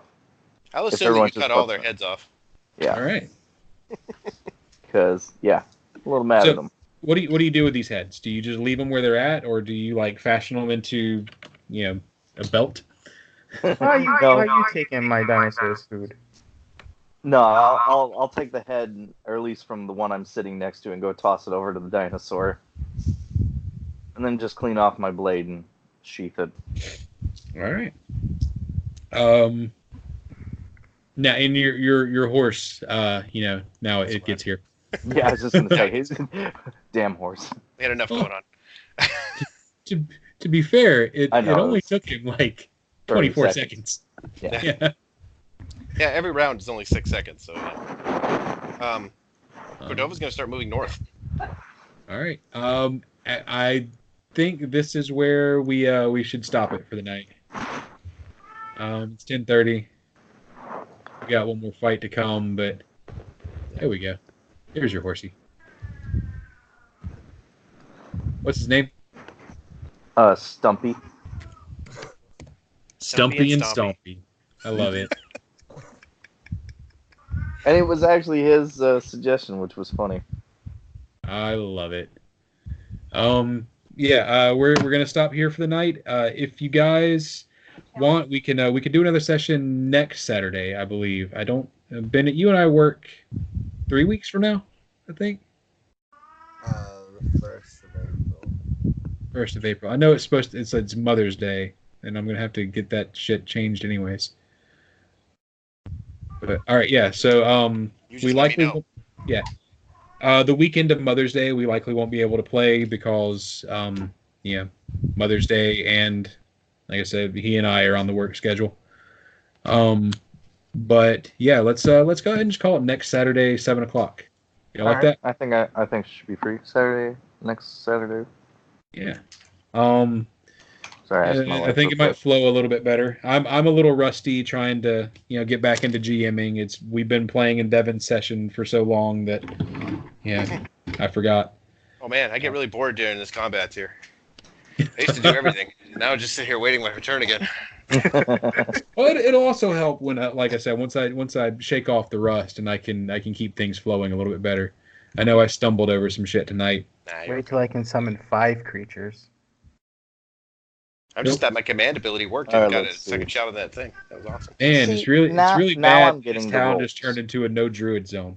Look at this. I need to stop drinking. A big giant shell of anti-druid has been cast over the town. There you go. I need to stop drinking. There. Let's just say I sobered up after being shot in the shoulder. Hey, loot the bodies. Yeah, you Yeah. where's the treasure here? All right, so basically you find about let's see, there's 4 of you. So yeah, you find 400 gold pieces scattered out amongst the ground, really. Like it's not all on the goblins. Like if you collected what's around the goblins, you might have like 30 gold. You said 400. What is it? Yeah, but I mean, like that's what's around the goblins. You find on the ground from where the crowd stampeded away about 400 gold. Sweet. Yeah, so about Is that 100 each. Yeah, keep Are in we mind. sorry, the guys that are characters, are we going to do like a big bank for the party, or are we going to separate I it have, separate? for like the millionth time, an inventory sheet that you guys can edit with all of your things on it, and everyone can see it. Mhm. And the Okay, link that is in the Skype, and I'm adding the gold that you just got to it, but everything else you have in your inventories, you'll have to put it on there, because I can't keep track of what everything no, is. no. What I was talking about was the money. Like, are we just going to divvy up Nope. all money, or just pull it? Yep. Divvy it up. Okay. I'll Okay, divvy that's up. what I was asking. I don't know I'll you take my guys. share. Yeah. But yeah, So, go in there when you guys get a chance and add your stuff in. My guy was easy because he's naked and has a mace. But All right, so I'm looking at I'll add my everybody money. should have 100 gold at least.